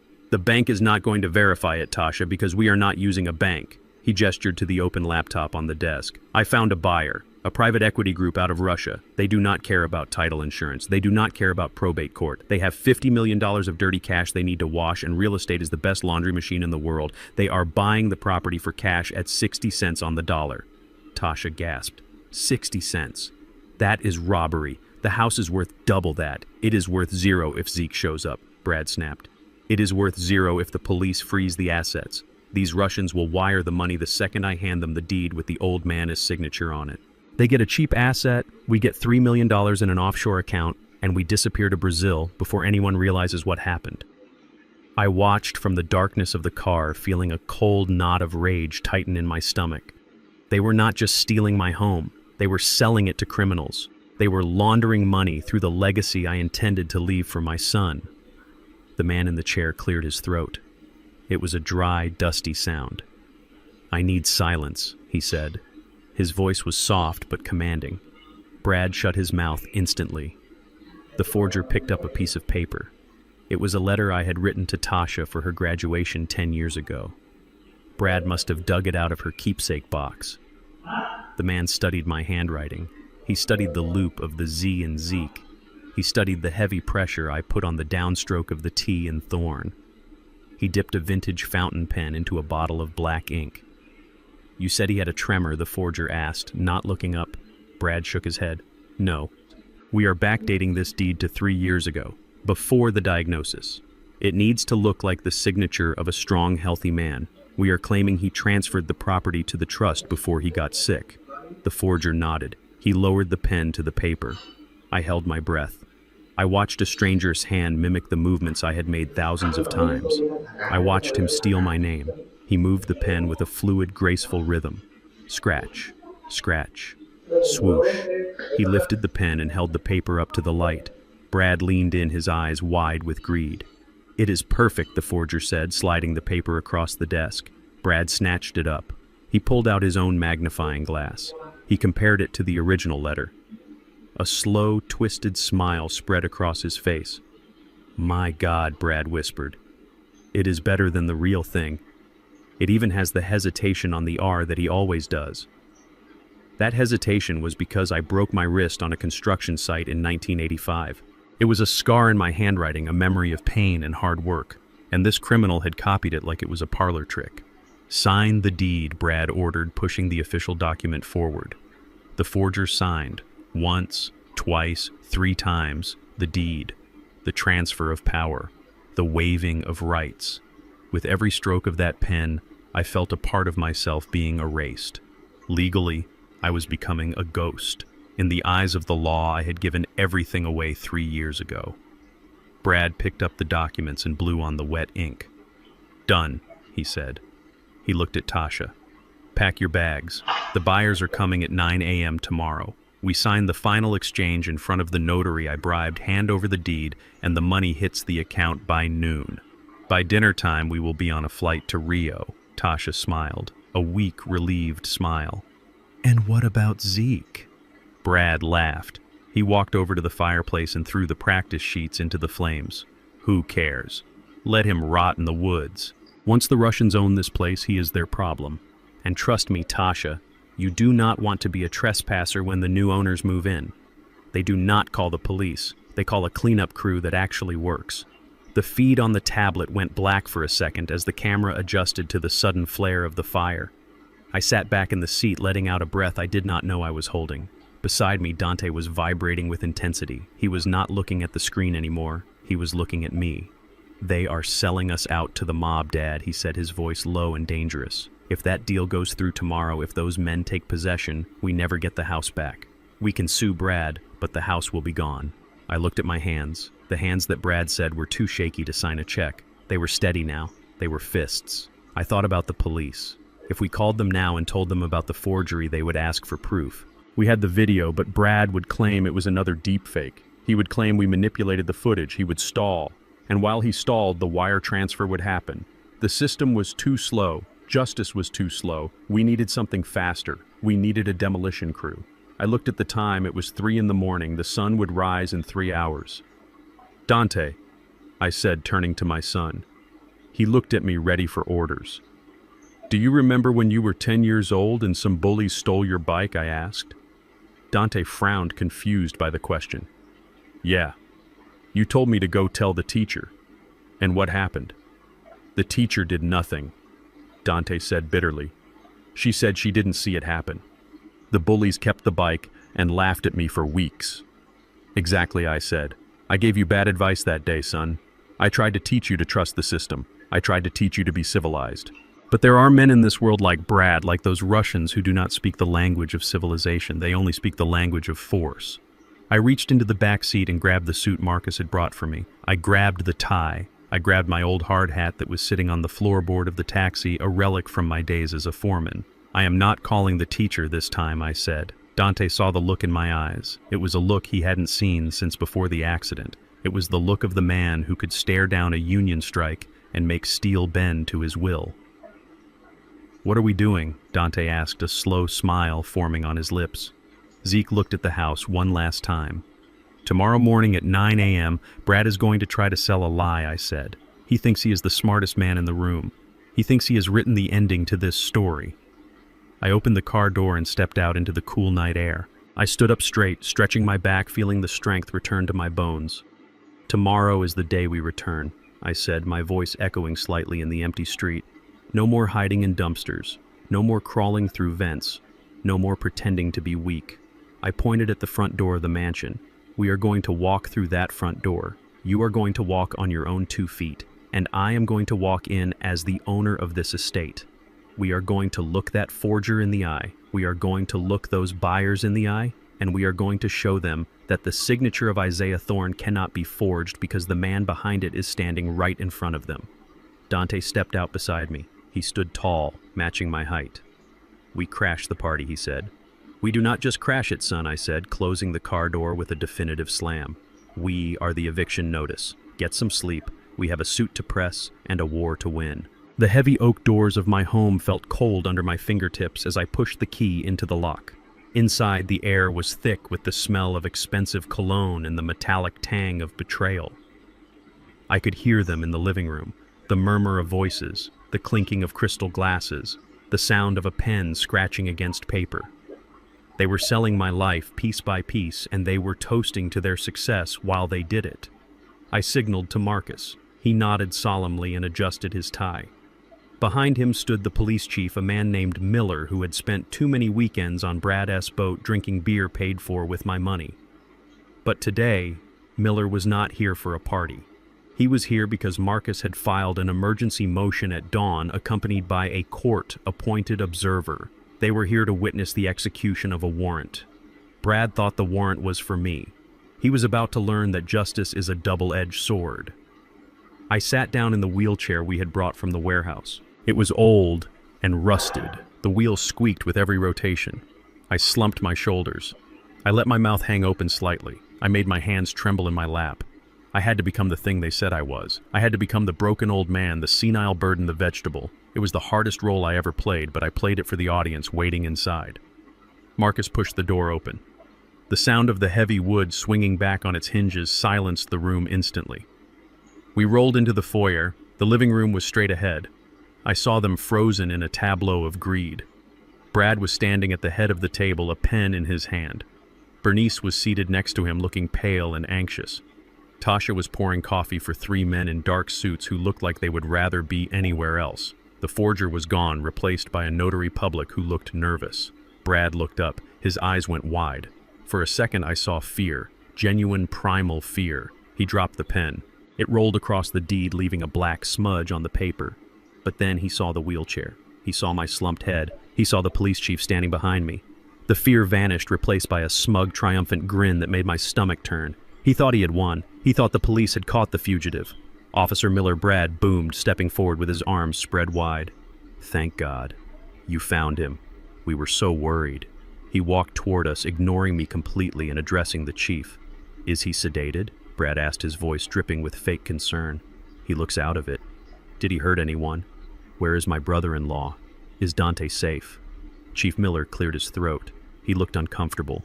He shifted his weight from one foot to the other. "Mr. Thorne is right here, Brad," the chief said, gesturing to the chair. "We found him coming up the driveway." Brad shook his head, letting out a long, dramatic sigh. He turned to the Russian buyers who were watching with stony expressions. "I apologize for this interruption, gentlemen," Brad said smoothly. "As I explained, my father-in-law suffers from severe advanced dementia. He wanders off. He gets confused. It is a tragedy, really, but we are handling it." He reached into his briefcase and pulled out a thick stack of papers. The conservatorship order, the medical evaluation from Dr. Steinberg, the lies he had paid for. "Officer Miller, here are the court orders," Brad said, thrusting the papers at the police chief. "As you can see, I am his legal guardian. I have full power of attorney. This man is a danger to himself. Please take him into custody immediately. Transport him to the state facility as we discussed. I will sign the admission papers later today." He looked down at me. His eyes were cold, dead things. "It is for your own good, Zeke," he said softly, so only I could hear. "You are going to a place where you cannot hurt anyone anymore, especially my bank account." I did not look up. I let a little drool escape the corner of my mouth. I kept my hands shaking. I waited. "Take him away," Brad ordered, waving his hand dismissively. "And find Dante." He must be terrified. The poor boy cannot even feed himself, let alone survive a night in the woods with a madman. That was the cue.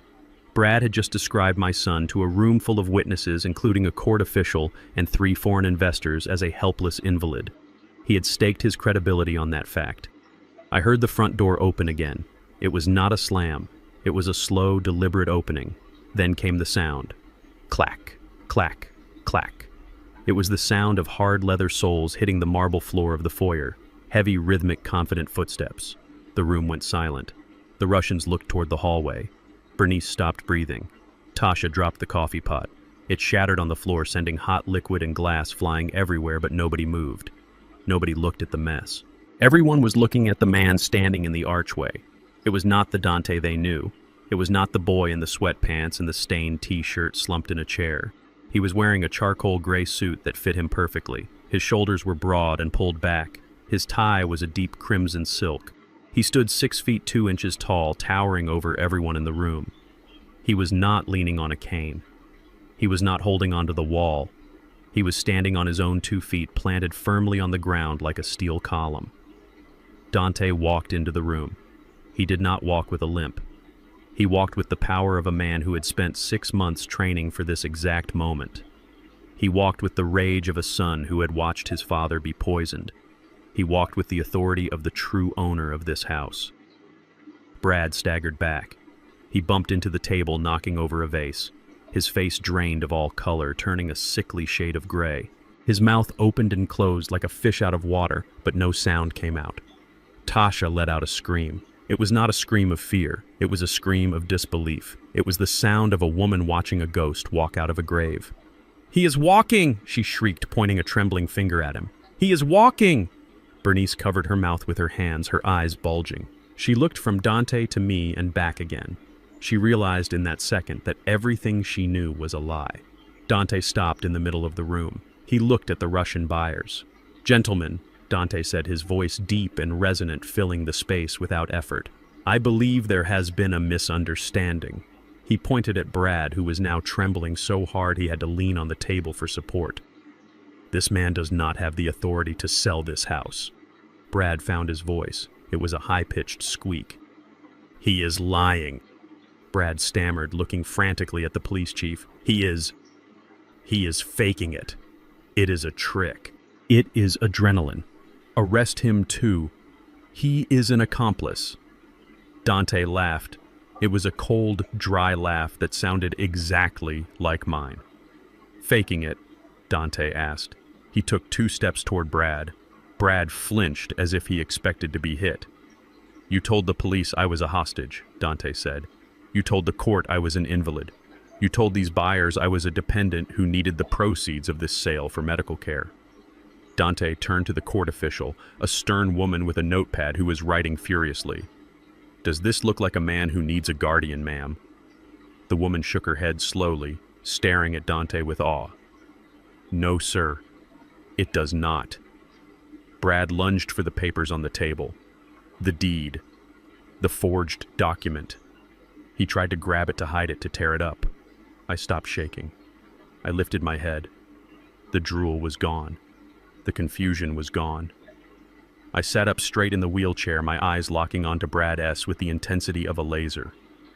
"Do not touch that paper, Brad," I said. My voice was not weak. It was the voice that had commanded construction crews on skyscrapers. It was the voice of the foreman. Brad froze. He looked at me. He saw the clarity in my eyes. He saw the intelligence. He saw the trap. "You," Brad whispered, "you are not sick." I stood up. I gripped the armrests of the wheelchair and pushed myself up. My knees popped, but I stood. I stood next to my son. Two Thorn men standing side by side in the house we built. "No, Brad," I said, stepping out of the chair and kicking it away. It rolled across the room and crashed into the wall. I was never sick. I was poisoned. By your wife. And by you. I reached into my jacket and pulled out the USB drive and the black file folder. And we have the video to prove it. The Russian stood up. The lead buyer looked at Brad with disgust. He said something in Russian that sounded like a curse, spat on the floor, and walked out. The other two followed him. The money was gone. The deal was dead. Brad was alone. He looked at Tasha, but she was backing away, shaking her head. He looked at Bernice, but she was sobbing into her hands. He looked at the police chief, but Miller was not smiling anymore. Miller was reaching for the handcuffs on his belt. "You played a good game, Brad," I said, walking toward him until I was inches from his face. I could smell the fear on him. It smelled like sweat and cheap ambition. "You bet against the wrong foundation. You thought you could tear this house down because it was old. You forgot that old does not mean weak. Old means tested. Old means reinforced." I looked at Dante. "Show him the door, son." Dante smiled. But before we could throw them out, Tasha made one last desperate move. She lunged for the table, not for the deed, but for the gun Brad had hidden in his briefcase. The silence in the room was brittle like glass waiting to shatter. Brad stood by the mahogany table, his chest heaving, his face a mask of panic that was slowly hardening into desperation. He looked at Dante, standing tall and strong in his suit. He looked at me, standing beside my wheelchair. And then he looked at the police chief, who was unbuttoning the strap on his holster. Brad did what rats always do when they are cornered. He tried to bite. "This is a miracle," Brad stammered, his voice rising in pitch. He forced a smile that looked more like a grimace of pain. "Look at this, everyone. It is a medical miracle. My prayers have been answered. Dante can walk. Praise God." He spread his hands wide, playing to an audience that had already stopped clapping. But he pivoted. He turned to the police chief, his eyes wide and frantic. "But Officer Miller, this does not change the facts. Physical recovery does not mean mental stability. Look at Zeke. Look at his eyes. He is manic. He is having an episode right now. Just because he can stand up does not mean he is not dangerous. He kidnapped my brother-in-law. He has been running around the city with a gun. He is sick. He needs help. He needs to be institutionalized before he hurts someone." I watched him spin his web. It was impressive in a sickening way. He was trying to use my strength against me. He was trying to paint my clarity as mania. I did not shout. I did not argue. I did not give him the satisfaction of a debate. I simply nodded to Marcus. My old friend Marcus Vance stepped forward. He did not look like a high-priced corporate lawyer. He looked like a tired brawler in a rumpled suit. He was holding a laptop in one hand and a HDMI cable in the other. He walked over to the massive 85-inch television mounted above the fireplace. It was a television Brad had bought with my money. He had bragged about the resolution. He had bragged about the clarity. Now he was going to see exactly how clear it was. Marcus plugged the cable into the side of the laptop. The screen flickered to life. "What are you doing?" Brad snapped, stepping forward. "You cannot just come in here and hijack my equipment. This is private property. It is evidence, Brad," I said, my voice low and steady. "And since you claim I am crazy, I think it is time we let the house speak for itself." Marcus hit the spacebar.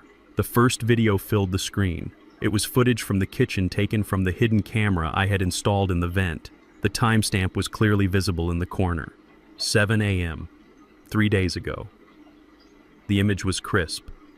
It showed Bernice, my wife of 20 years, standing at the granite island. She was wearing her silk morning robe. She looked beautiful. She looked kind. But then she reached into her pocket. The room watched in horrified silence as she pulled out a small, unmarked vial. She looked over her shoulder, checking the door. Then, with a steady, practiced hand, she tipped the vial over my favorite mug. A pinch of white powder fell into the steaming black coffee. She stirred it. She smiled. A small, cold smile that never reached her eyes. Then the audio kicked in. "Drink up, old man." Bernice's voice rang out from the speakers, echoing off the vaulted ceilings. "Just a little more arsenic to keep the shakes going. I cannot wait until your heart finally stops beating. You are taking too long to die." Bernice let out a strangled cry. She covered her mouth with both hands, her knees buckling. She collapsed onto the sofa she had been so proud of, sobbing into the cushions. Brad stared at the screen, his mouth open. He looked at Bernice with pure hatred, not because she did it, but because she got caught. I looked at the police chief. His hand was now resting firmly on his gun. He was not looking at me anymore. He was staring at the woman on the couch. But we were not done. Marcus hit the next key. The screen changed. Now it was the study, my sanctuary. The timestamp was last night. The camera angle was from the chandelier looking down on Brad and Tasha. The room was a wreck, torn apart in their search for my money. Brad was pacing. He was holding a glass of scotch. "We launder it through the real estate," Brad's voice boomed through the room. It was loud. It was clear. There was no denying it. "The Russians are bringing cash." Brad continued on the screen. "Dirty money from the syndicate. We sell them the house for 60 cents on the dollar. They get a clean asset. We get $3 million in the Cayman accounts. By the time the IRS figures it out, we will be sipping mojitos in Rio. And the best part, they are going to bulldoze the house. They are going to flatten it. Every piece of evidence of what we did to Zeke will be buried under a parking lot." I heard a sharp intake of breath from the Russian buyers standing near the door. The lead buyer, the man in the expensive suit, turned pale. He understood English perfectly well. He just heard himself being implicated in a federal money laundering scheme on a recording that was being watched by the chief of police. Brad looked at the Russians. He held up his hands. That is out of context," he stammered. "That is a deepfake. It is AI. Zeke manipulated it." Marcus did not pause. He hit the final key. The screen changed again. This time it was just audio accompanied by a waveform visual. But everyone recognized the voice. It was Tasha, my daughter. The timestamp showed it was the voicemail she had left me just hours ago.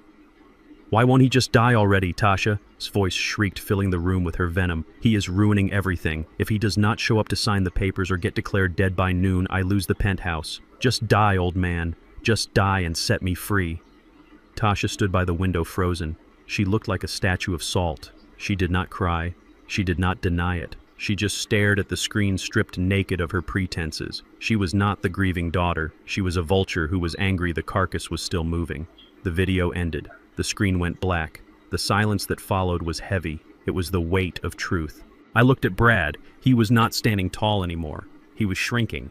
He looked small. He looked like exactly what he was, a thief in a suit. "Deepfake?" I asked, my voice cutting through the silence. "Is that what you are going to tell the jury, Brad? Is that what you are going to tell the FBI when they analyze the metadata on those files?" Brad looked around the room. He looked at the chief. He looked at the court official who was now writing so fast her pen was a blur. He looked at the Russians. And that was when the panic truly set in. The lead Russian buyer muttered something in his native tongue. It sounded like a curse. He buttoned his jacket and turned to the door. "We are leaving," he said, his accent thick. "We have no business here. This is a domestic matter."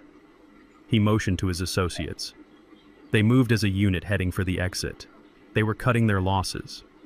They wanted to be on a plane back to Moscow before the handcuffs came out. But they forgot one thing.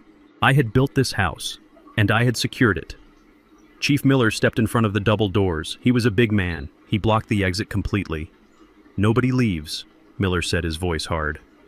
The Russian stopped. He glared at the chief.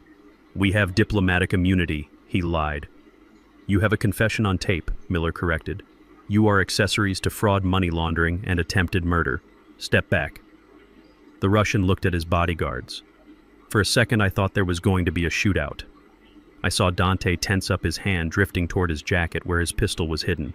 But the Russian was a businessman. He knew when a deal had gone bad. He raised his hands slowly and stepped back. Brad, seeing his escape route blocked, let out a sound that was half sob, half scream. "You cannot do this to me!" he yelled, pointing a shaking finger at me. "I am a respected financial advisor. I am a pillar of this community. You are a senile old man. Nobody will believe you over me." I rolled my wheelchair forward just a few inches. Then I remembered. I did not need the chair. I stepped forward. 1 step, 2 steps. I walked right up to him until I was looking down into his sweating face. "I am not senile, Brad," I said, "and I am not alone." I pointed to the camera in the chandelier. The red light was still blinking. "We are live," I whispered. Brad looked up. He saw the light. "I streamed this entire meeting to the cloud," I said, "and to the email inbox of the district attorney, and to the local news station." Brad's knees gave out. He did not fall gracefully. He crumpled. He slid down to the floor, his expensive suit bunching up around him, his head in his hands. "It is over, Brad," I said, looking down at him with zero pity. "You bet against the wrong man.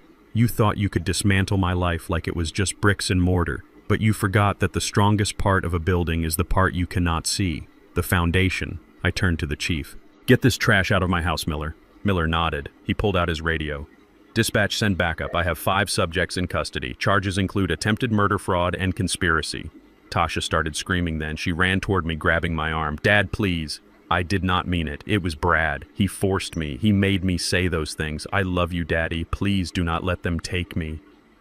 I looked at her hand on my sleeve, the same hand that had poured wine while she waited for me to die.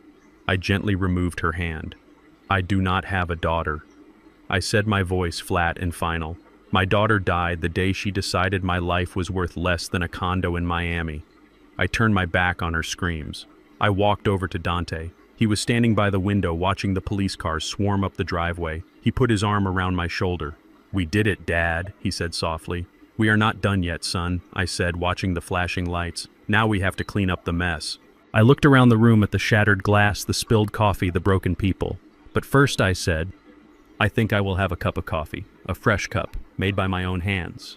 Brad was on his knees, but he was not praying. He was scrambling. He was a man drowning in deep water who still believed he could command the ocean to stop moving. He looked at the police chief, then at the Russians who were being detained at the door, and finally at me. He did not see a father-in-law. He saw an obstacle. And Brad had spent his entire life removing obstacles with a checkbook or a lawyer. He stood up. He smoothed his suit jacket, trying to regain the dignity that had just been stripped from him. He pointed a finger at Chief Miller. "You are making a mistake, Miller. A massive lawsuit-level mistake." Brad's voice was shaking, but it was loud. It was the voice of a man who was used to being obeyed. A white man in a 3-piece suit who knew that the system was built for people like him, not for people like me. "I have the papers," Brad screamed, reaching into his briefcase. He pulled out the court order he had obtained just 24 hours ago. "Look at this. I am the legal guardian. I have power of attorney over Zeke Thorne. The court declared him incompetent. That order is signed by a judge. It is still valid. Until a judge overturns this, I am in charge of this estate, and I am in charge of him." He turned to me, his eyes full of venom. "Sit down, Zeke. You are having an episode. You are confused." He looked at the officers. "Arrest him. If you do not arrest him, you are violating a court order. I will have your badges. I will sue this entire department into bankruptcy. I am the guardian here." The room went quiet. Brad was right about one thing. The law is a machine, and once it starts grinding, it is hard to stop. The police chief hesitated. He looked at the paper in Brad's hand. It was a valid order. Technically, until a judge said otherwise, I was a ward of the state and Brad was my keeper. Brad saw the hesitation. He smiled. It was a sharkish smile. "See," he sneered. "You cannot touch me. I am the law here." I looked at him. I looked at the paper he was waving like a shield. Then I did something I had not done in front of him for 3 years. I locked the brakes on the wheelchair. I placed my hands on the armrests, and I pushed. My triceps, which had lifted steel beams for 40 years, flexed. My legs, which he said were atrophied, found purchase on the hardwood floor. I stood up. I did not stand up quickly. I stood up slowly, unfolding my 6-foot frame like a drawbridge rising. I stood until I was looking down at him. I stood until the shadow of my body fell across his face. The silence in the room was absolute. Tasha stopped crying. The Russian stopped whispering. Even Brad stopped breathing. "I am not confused, Brad," I said. My voice was low. It rumbled in my chest like a subway train. "And I am not incompetent." I reached into the inside pocket of my jacket. I did not pull out a gun. I did not pull out a phone. I pulled out a single sheet of paper. It was not crisp and white like the documents Brad had. It was yellowed. The edges were frayed. It smelled of old filing cabinets and the year 1980. "Do you know what this is?" I asked, holding it up. Brad stared at it. "It is the original land purchase agreement," I said. "Dated October 14th, 1980. I took a step toward him. He took a step back. "You think you know the law, Brad. You think you know loopholes. But you missed the most important one. You missed the foundation." I handed the paper to Marcus. "Read Clause 17, I ordered. Marcus adjusted his glasses. He looked at the paper. A smile spread across his face. A smile that was all teeth. Clause 17. Marcus read aloud, his voice echoing in the cavernous room. "This property is designated under the Historical Homestead Act of 1975. As a protected family heritage site, the title cannot be transferred, sold, or leveraged without the wet ink signatures of the original owner and all living biological issue." Marcus looked up. "Biological issue, Brad. Do you know what that means?" Brad blinked. He looked at Tasha. "It means biological children," I said. "My blood." I looked at Tasha. She was shrinking against the wall, trying to make herself invisible. "Tasha is my daughter in my heart," I said, my voice steady. "I raised her. I fed her. I loved her. But she is not my blood. Her father was a man who left her when she was 6. Legally, under this deed, she has no claim to this land. She never did. Her signature on any sale document is worthless." I turned back to Brad. "So, for you to sell this house, for you to sell it to these Russians, you needed the signature of my only living biological child." I pointed to Dante. "My son."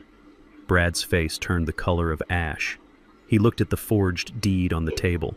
The deed he was about to hand over to the buyers. But I have it," Brad stammered. "I have Dante's signature. He signed it. I have the document right here." He grabbed the deed. He held it up. There at the bottom next to my forged signature was Dante's name. Dante stepped forward. He walked with the heavy, confident stride of a man who owns the ground he walks on. He walked up to Brad. He looked at the paper. He laughed. "That is funny," Dante said. He reached into his pocket and pulled out his driver's license. He held it up next to the deed. "Because that is not how I sign my name." He looked at the chief. "Chief Miller, look at the loop on the D. Look at the slant of the T." Miller stepped closer. He compared the two signatures. "They are not even close," Miller said. Dante looked at Brad. "You forged my father's name," Dante said. "We saw you do it. And then you forged mine. You thought I was a cripple who could not hold a pen. You thought I was brain dead. So you signed for me." Brad dropped the paper. It fluttered to the floor, landing next to his polished shoes. "That is forgery, Brad," Dante said. "That is fraud. And since you tried to wire the money across state lines, it is federal wire fraud." Brad looked around the room. The walls were closing in. The loop was tightening. "But I was acting as his guardian," Brad whispered, his voice cracking. "I have the power of attorney. I can sign for him." "Not for this," I said, stepping closer. "Not for a homestead property. The clause is specific, Brad. The signature must be from the biological heir, in person. No guardians, no proxies, no lawyers." I leaned in close. "You built your entire scheme on a lie, Brad. You thought you could bypass the rules because you thought we were too stupid to read the fine print. You thought an old black man from the South Side didn't know how to protect his legacy." I tapped the yellowed paper in Marcus's hand. "I wrote this clause, Brad. I had a lawyer draft it 40 years ago because I knew that someday someone like you would come along, someone who wanted to take what I built. I put a poison pill in the foundation of this house before you were even born." Brad looked at me. Really looked at me for the first time. He did not see a victim. He saw the architect of his destruction. He lunged, It was a desperate, pathetic move. He tried to run for the back door. He pushed Tasha aside, knocking her into the wall. He scrambled toward the patio, but he forgot one thing. I had built the patio doors too, and I had installed the locking mechanism myself. He hit the glass and bounced off. The doors were locked. Chief Miller did not run. He just walked over. He pulled the handcuffs from his belt. The metal clicked. Brad Thorne. Miller said, spinning him around, "You are under arrest." Brad started to cry. He sobbed loud, ugly, heaving sobs. "Tasha, I did it for us," he wailed. I looked at Tasha. She was not looking at him. She was looking at the floor. She knew it was over. I looked at the Russians. "Get out of my house," I said. They did not argue. They filed out past the police, leaving their briefcase of dirty money behind. I looked at Dante. My son. My blood. The only signature that mattered. He put his hand on my shoulder. "It is done, Dad," he said. I looked at the yellowed paper in Marcus's hand. The paper that had saved us. "It is never done, son," I said, watching them drag Brad away. "You have to maintain the foundation every single day, or the rot sets in again." But for today it was enough. The house was still standing, and so were we. The silence that followed Brad's removal was heavier than concrete. The room was still vibrating with the echoes of his desperate screams, but now the air had shifted. The focus of the room turned like a spotlight onto the only person left standing in the wreckage of the conspiracy. Bernice. My wife of 20 years stood alone near the fireplace. She looked small. She looked fragile. For a moment, the light catching the tears on her cheeks made her look like the woman I had married 2 decades ago. The woman who had sworn to love and cherish me in sickness and in health. But that was just a trick of the light. I blinked, and the illusion shattered. I did not see a wife. I saw a structural failure in a human form. She looked at the door where Brad had been dragged out. Then she looked at the empty space where the Russian money had been. And finally, she looked at me. She did not run for the door. She knew the police chief was blocking it. She did not run for the window. She knew Dante was watching her every move, so she ran to the only sanctuary she had ever known. She ran to me. She threw herself across the room, moving faster than I had seen her move in years. She collapsed at my feet, wrapping her arms around my legs, burying her face in the fabric of my trousers. The same trousers she had ironed for me just last week, while plotting my death. "Zeke," she sobbed, her voice muffled and wet. "Oh God, Zeke, thank you. Thank you for saving me." I looked down at the top of her head. I smelled her perfume. Lavender and vanilla. It was the scent of my home. It was the scent of my pillow. For years that smell had meant safety. Now it smelled like arsenic. I did not move. I stood as rigid as a steel column. I did not reach down to comfort her. I did not stroke her hair. I let her weep. I let her perform. It was Brad, she wailed, looking up at me with eyes that were red and swollen. It was all him, Zeke. He forced me. He is a monster. He threatened me. He said if I did not help him get your money, he would hurt Tasha. He said he would hurt you. I was so scared. I did not know what to do. She gripped my hand, trying to pull it toward her face, trying to kiss my knuckles. I had to play along, Zeke. Do not you see? I was trying to buy time. I was trying to protect you. I never wanted to hurt you. You are my husband. You are the love of my life. The room watched in stunned silence. Even the police officers looked uncomfortable. It was a masterful performance. If I had not seen the video, if I had not heard the joy in her voice when she spiked my coffee, I might have faltered. I might have wondered if she was truly a victim. But I had seen the tape. I pulled my hand away from her grip. It was not a violent motion. It was a dismissal. I brushed my sleeve as if she had left a stain. "Stand up, Bernice," I said. My voice was not loud. It did not echo. It was quiet and flat, like the sound of a shovel hitting hard earth. She froze. She looked at my face, searching for a trace of the man who used to bring her flowers every Friday. Searching for the soft-hearted fool she thought she had married. "Zeke, please," she whispered. "Do not look at me like that. I am your Bernice." "You are not my Bernice," I said. "My Bernice died a long time ago. The woman on the floor is a stranger who tried to murder me for a condo in Miami." I took a step back, breaking the contact completely. "You say he forced you?" I asked. "You say you were scared?" "Yes," she nodded, frantically wiping her eyes. "He is violent, Zeke. You saw him hit Michael. He terrified me." I looked at Marcus. "Play the video again, Marcus. The kitchen scene." No, Bernice screamed. No, please do not. Play it, I ordered. Marcus hit the key. The massive television screen came to life again. The image of Bernice in her silk robe filled the room. We watched her pull the vial from her pocket. We watched her tip the powder into my mug. But this time I pointed at the screen. Look at your face, Bernice, I said. On the screen, the digital Bernice was smiling. It was not a nervous smile. It was not a fearful smile. It was a smile of pure, unadulterated malice. She hummed a little tune as she stirred the poison. She did a little dance step as she walked to the fridge. Does that look like a woman who is terrified? I asked the room. Does that look like a hostage? I turned back to her. You were not scared, Bernice. You were impatient. You said it yourself on the tape.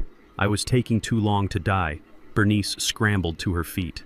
The mask of the victim fell away, revealing the ugly, desperate reality underneath. I took care of you, she hissed, her voice changing instantly from pleading to venomous. For 20 years I washed your clothes. I cooked your meals. I listened to your boring stories about concrete and rebar. I wasted my youth in this house, Zeke. I deserved that money. I earned it. There it is, I said. The truth. Finally. I looked at her with a clarity that hurt. I saw every line on her face, every lie she had ever told me. You are right about one thing, Bernice, I said.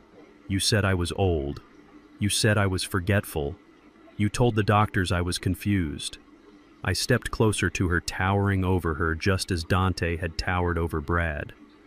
But my memory is excellent, Bernice. I remember everything. I remember the day we met. I remember the day I paid off your debts. And I remember a conversation we had last month. She stared at me, her chest heaving. You told me you wanted to travel, I said. You were complaining about the winter. You said you wanted to go on a long trip. You said you wanted to go somewhere where you didn't have to cook or clean or take care of an old man. I looked at Chief Miller. Chief, I believe you have a destination in mind for my wife. Miller stepped forward, pulling a second pair of handcuffs from his belt. Mrs. Thorne, you are under arrest for the attempted murder of Isaiah Thorne, he said.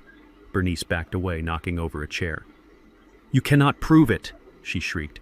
That video is not enough. You have no physical evidence. It is just powder. It could be sugar. It could be creamer. You cannot arrest me for making coffee. She was fighting to the bitter end. She knew the law. She knew that without the actual poison, the video could be argued away by a good defense attorney. She needed the physical substance to be missing. I looked at Dante. Dante knew the kitchen better than anyone. He had spent 8 years sitting in there watching her cook while he was trapped in his chair. He saw things she thought were invisible. Check the spice rack, Dante, I said. Top shelf, behind the saffron. She knows I never use saffron. It is too expensive. Bernice's face went white. It was the color of fresh sheetrock. Dante walked to the open kitchen, which was visible from the living room. He moved with purpose. He reached up to the high cabinet, the one Bernice thought was out of reach for a cripple and an old man. He pushed aside the red tin of saffron. He pulled out a small glass jar. It was unlabeled. It was half full of a fine white crystalline powder. Dante walked back into the living room. He handed the jar to the police chief. Arsenic is heavy, I said, watching the jar. And it is stable. It does not degrade, just like the greed in your heart, Bernice. Chief Miller held the jar up to the light. He looked at Bernice. You have the right to remain silent, he said, snapping the cuffs onto her wrists. The sound of the metal clicking shut was the most satisfying sound I had ever heard. It was better than the applause at a ribbon-cutting ceremony. It was the sound of a structure being condemned. Bernice did not go quietly. As the officers took her arms, she began to scream. She did not scream for mercy this time. She screamed insults. She screamed curses. She called me a senile old fool. She called Dante a cripple. She spewed 20 years of hidden hatred into the air, contaminating the room one last time. I take it back, Zeke, she spat as they dragged her toward the door. I should have used more poison. I should have finished you off years ago. I watched her go. I watched the woman I had loved, the woman I had trusted, the woman I had planned to grow old with, being hauled out of my house like a bag of trash.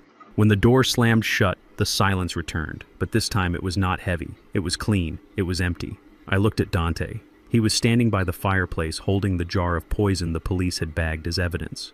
Are you okay, Dad? He asked softly. I looked around the room. I looked at the overturned chairs. I looked at the shattered glass. I looked at the empty space where my marriage had been. I am an engineer, son, I said. I know that sometimes before you can build something new, you have to clear the site, you have to remove the debris, you have to dig down to the bedrock. I walked over to the window and watched the police car drive away with my wife in the back seat. She got her trip, I said quietly. It is a long drive to the state penitentiary, and the view from the cell is terrible. I turned back to my son. Now let us get a broom. We have work to do. The house was finally clearing out, but the air still felt heavy with the residue of their greed. Bernice was gone, taken away in the back of a cruiser, her screams fading into the morning traffic. Now it was time for the architects of this disaster to face the wreckage they had created. I turned my attention to Tasha. My stepdaughter was huddled in the corner near the grand piano she had never learned to play. She was not screaming anymore. She was trembling, shaking so hard that her teeth chattered. She looked at me with the eyes of a trapped animal. She saw the handcuffs on the police chief's belt, and she knew there was no escape. She tried one last time. She stood up, smoothing her skirt, trying to summon the ghost of the arrogant woman who had laughed at my death on a voicemail just hours ago. "Dad," she whispered, her voice cracking. "You cannot let them take me. I am your little girl.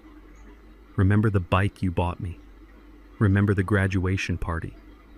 You promised to protect me." I looked at her.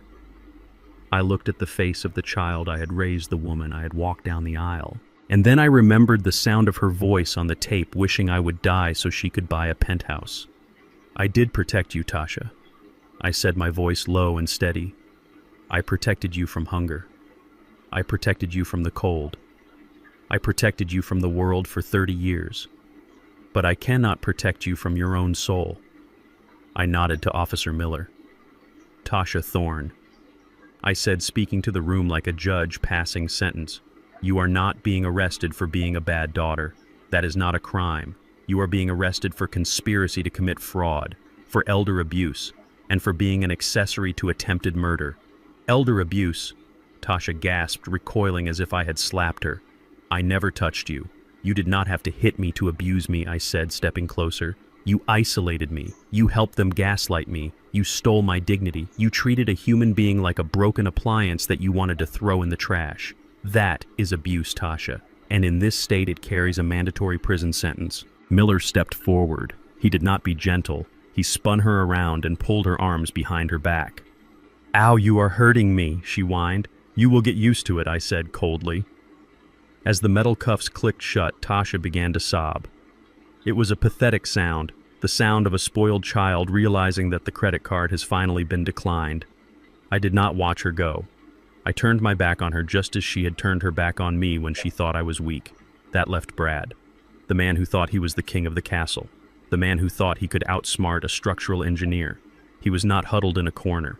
He was standing by the door arguing with two officers. He was red in the face, veins bulging in his neck. He was still trying to negotiate his way out of a felony. "Do not touch me," he shouted, swatting at an officer's hand. "Do you know who I am? I am Bradley Harrison. I manage portfolios for the city council. I play golf with the mayor. This is a misunderstanding. I demand to speak to my lawyer." I rolled my wheelchair over to him. No, I walked. I kept forgetting that I did not need the chair anymore. The habit of being diminished was hard to break, but I broke it now. I walked up to him, my boots loud on the hardwood floor. "Your lawyer cannot help you, Brad," I said. Brad spun around. He pointed a shaking finger at me. "You did this!" he screamed, spittle flying from his lips. "You set me up. You entrapped me. I will sue you, Zeke. I will sue you for every penny you have. I will bury you in litigation for the next 10 years. I laughed. It was a dry, dusty laugh. "With what money, Brad?" I asked. He froze. "I froze the accounts this morning," I said. "Before we came here, Marcus filed the injunctions. Every account with your name on it is locked. Every offshore shell company you set up has been flagged by the FBI. You do not have the money to buy a cup of coffee, let alone a lawyer who can fight federal wire fraud charges." Brad's face crumbled. Brad's face. The arrogance evaporated, leaving only the raw panic of a narcissist facing consequences. "I am a top financial advisor." He shrieked, his voice reaching a hysterical pitch as the officers grabbed his arms. "I am the best in the city. You cannot do this to me. I have a reputation." The officers dragged him toward the door. He He dug his heels into my expensive rug, fighting them every inch of the way. He looked ridiculous. A man in a $3,000 suit being hauled out like common trash. "I am the best," he screamed. "I am a genius. Stop," I ordered. The officers paused. Brad stopped struggling, panting heavily, thinking maybe I had changed my mind, thinking maybe I was going to show mercy. I walked right up to him.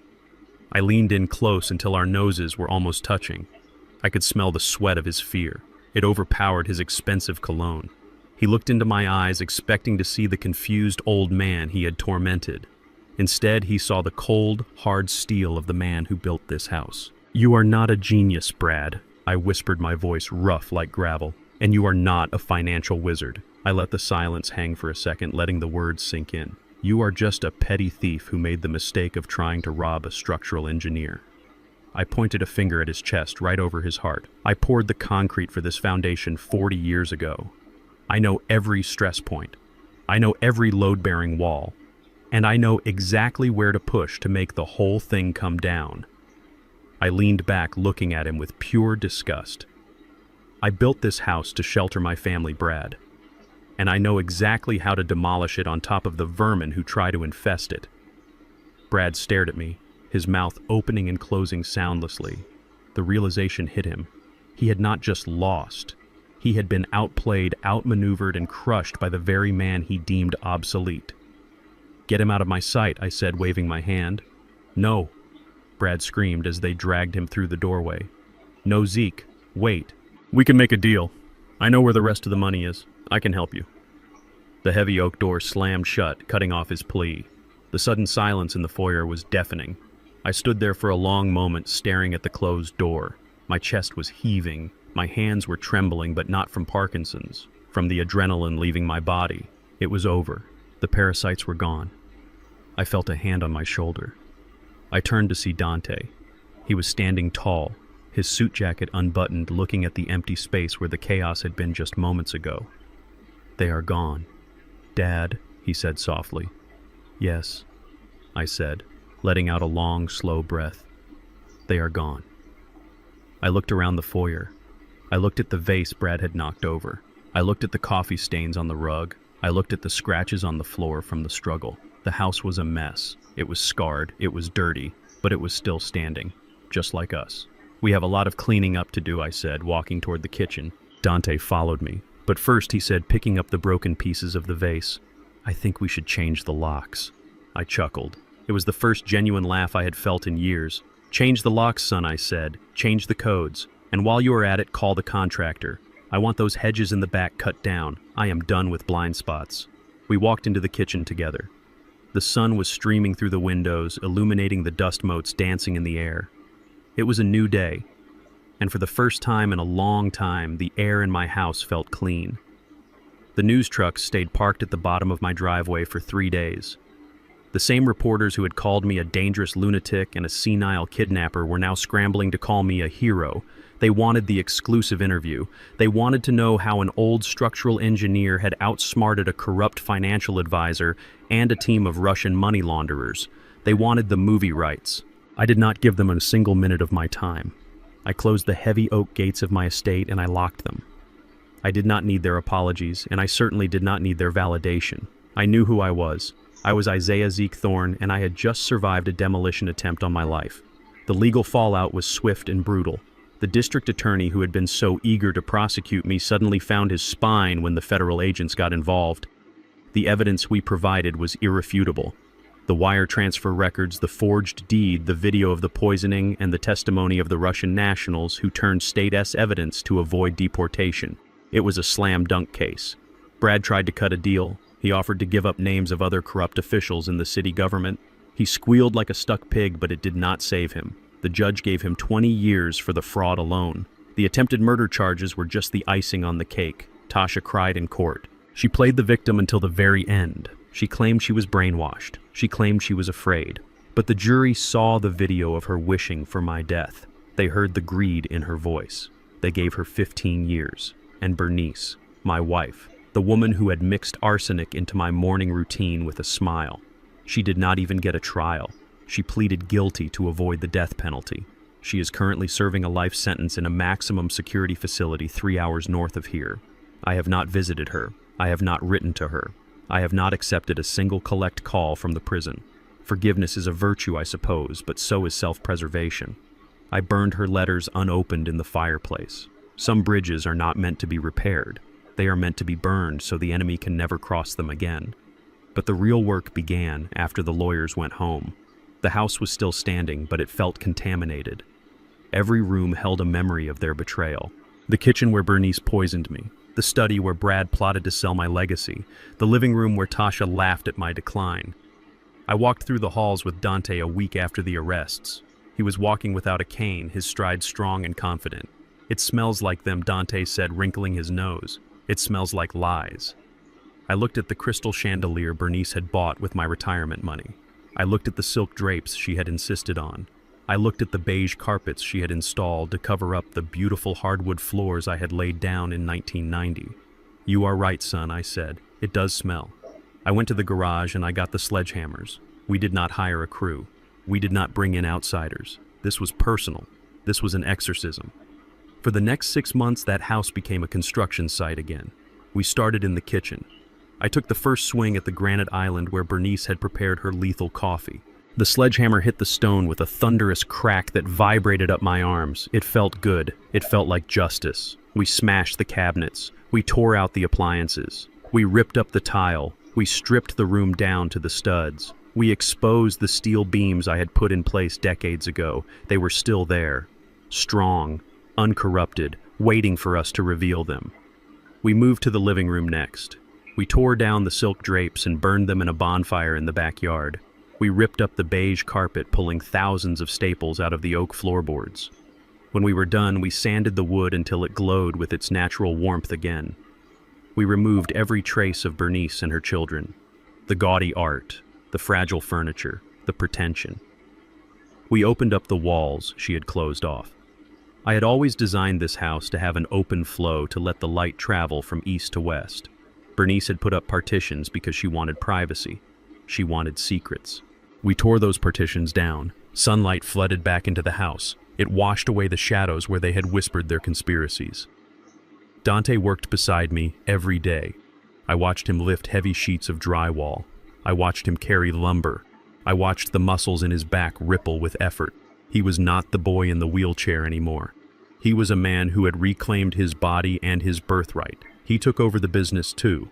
With his name cleared and his competency proven, he reopened Thorne Structural Engineering.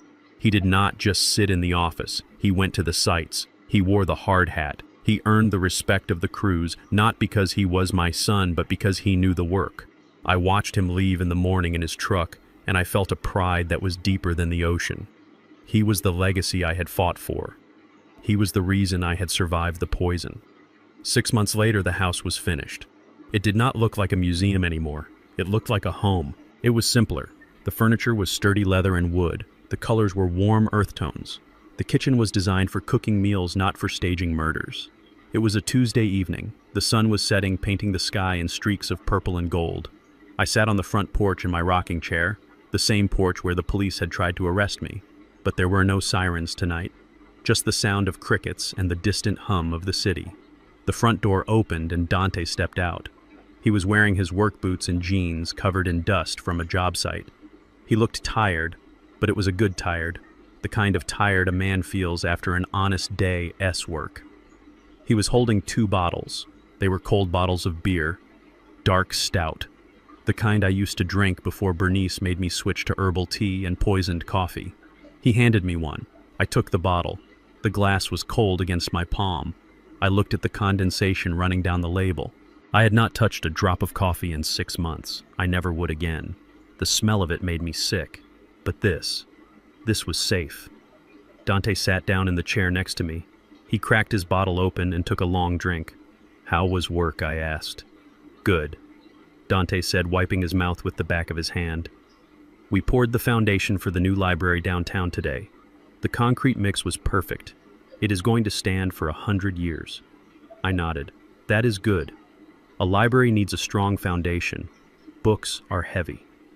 We sat in silence for a while, watching the sun dip below the horizon. We did not need to talk about the past. We did not need to talk about the trial or the prison sentences or the betrayal. We had closed that book. We had put it on the shelf, and we were never going to read it again. There was no forgiveness in my heart. I did not wish them well. I did not hope they found peace. I hoped they rotted in their cells, remembering every single day what they had thrown away. But I did not let that hate consume me. I used it as fuel to rebuild, and now that the building was done, I could just rest. Dante looked over at me. "You know, Dad," he said quietly, "Brad sent a letter to the office today, from prison." I did not look at him. I kept my eyes on the sunset. "Did you read it?" I asked. "No," Dante said, taking another sip of beer. "I put it through the shredder, then I mixed the shreds into the concrete we poured for the library foundation." I smiled. A real, genuine smile. "Good," I said. "That is the best place for him. Buried under 1,000 tons of progress." I raised my bottle. "To the foundation," I said. Dante clinked his bottle against mine. "To the foundation," he repeated. We drank our beer as the stars came out over the house we built, the house that tried to kill us, the house we conquered. I was Isaiah Zeke Thorne. I was 73 years old. I had no wife. I had no daughter. But I had my son.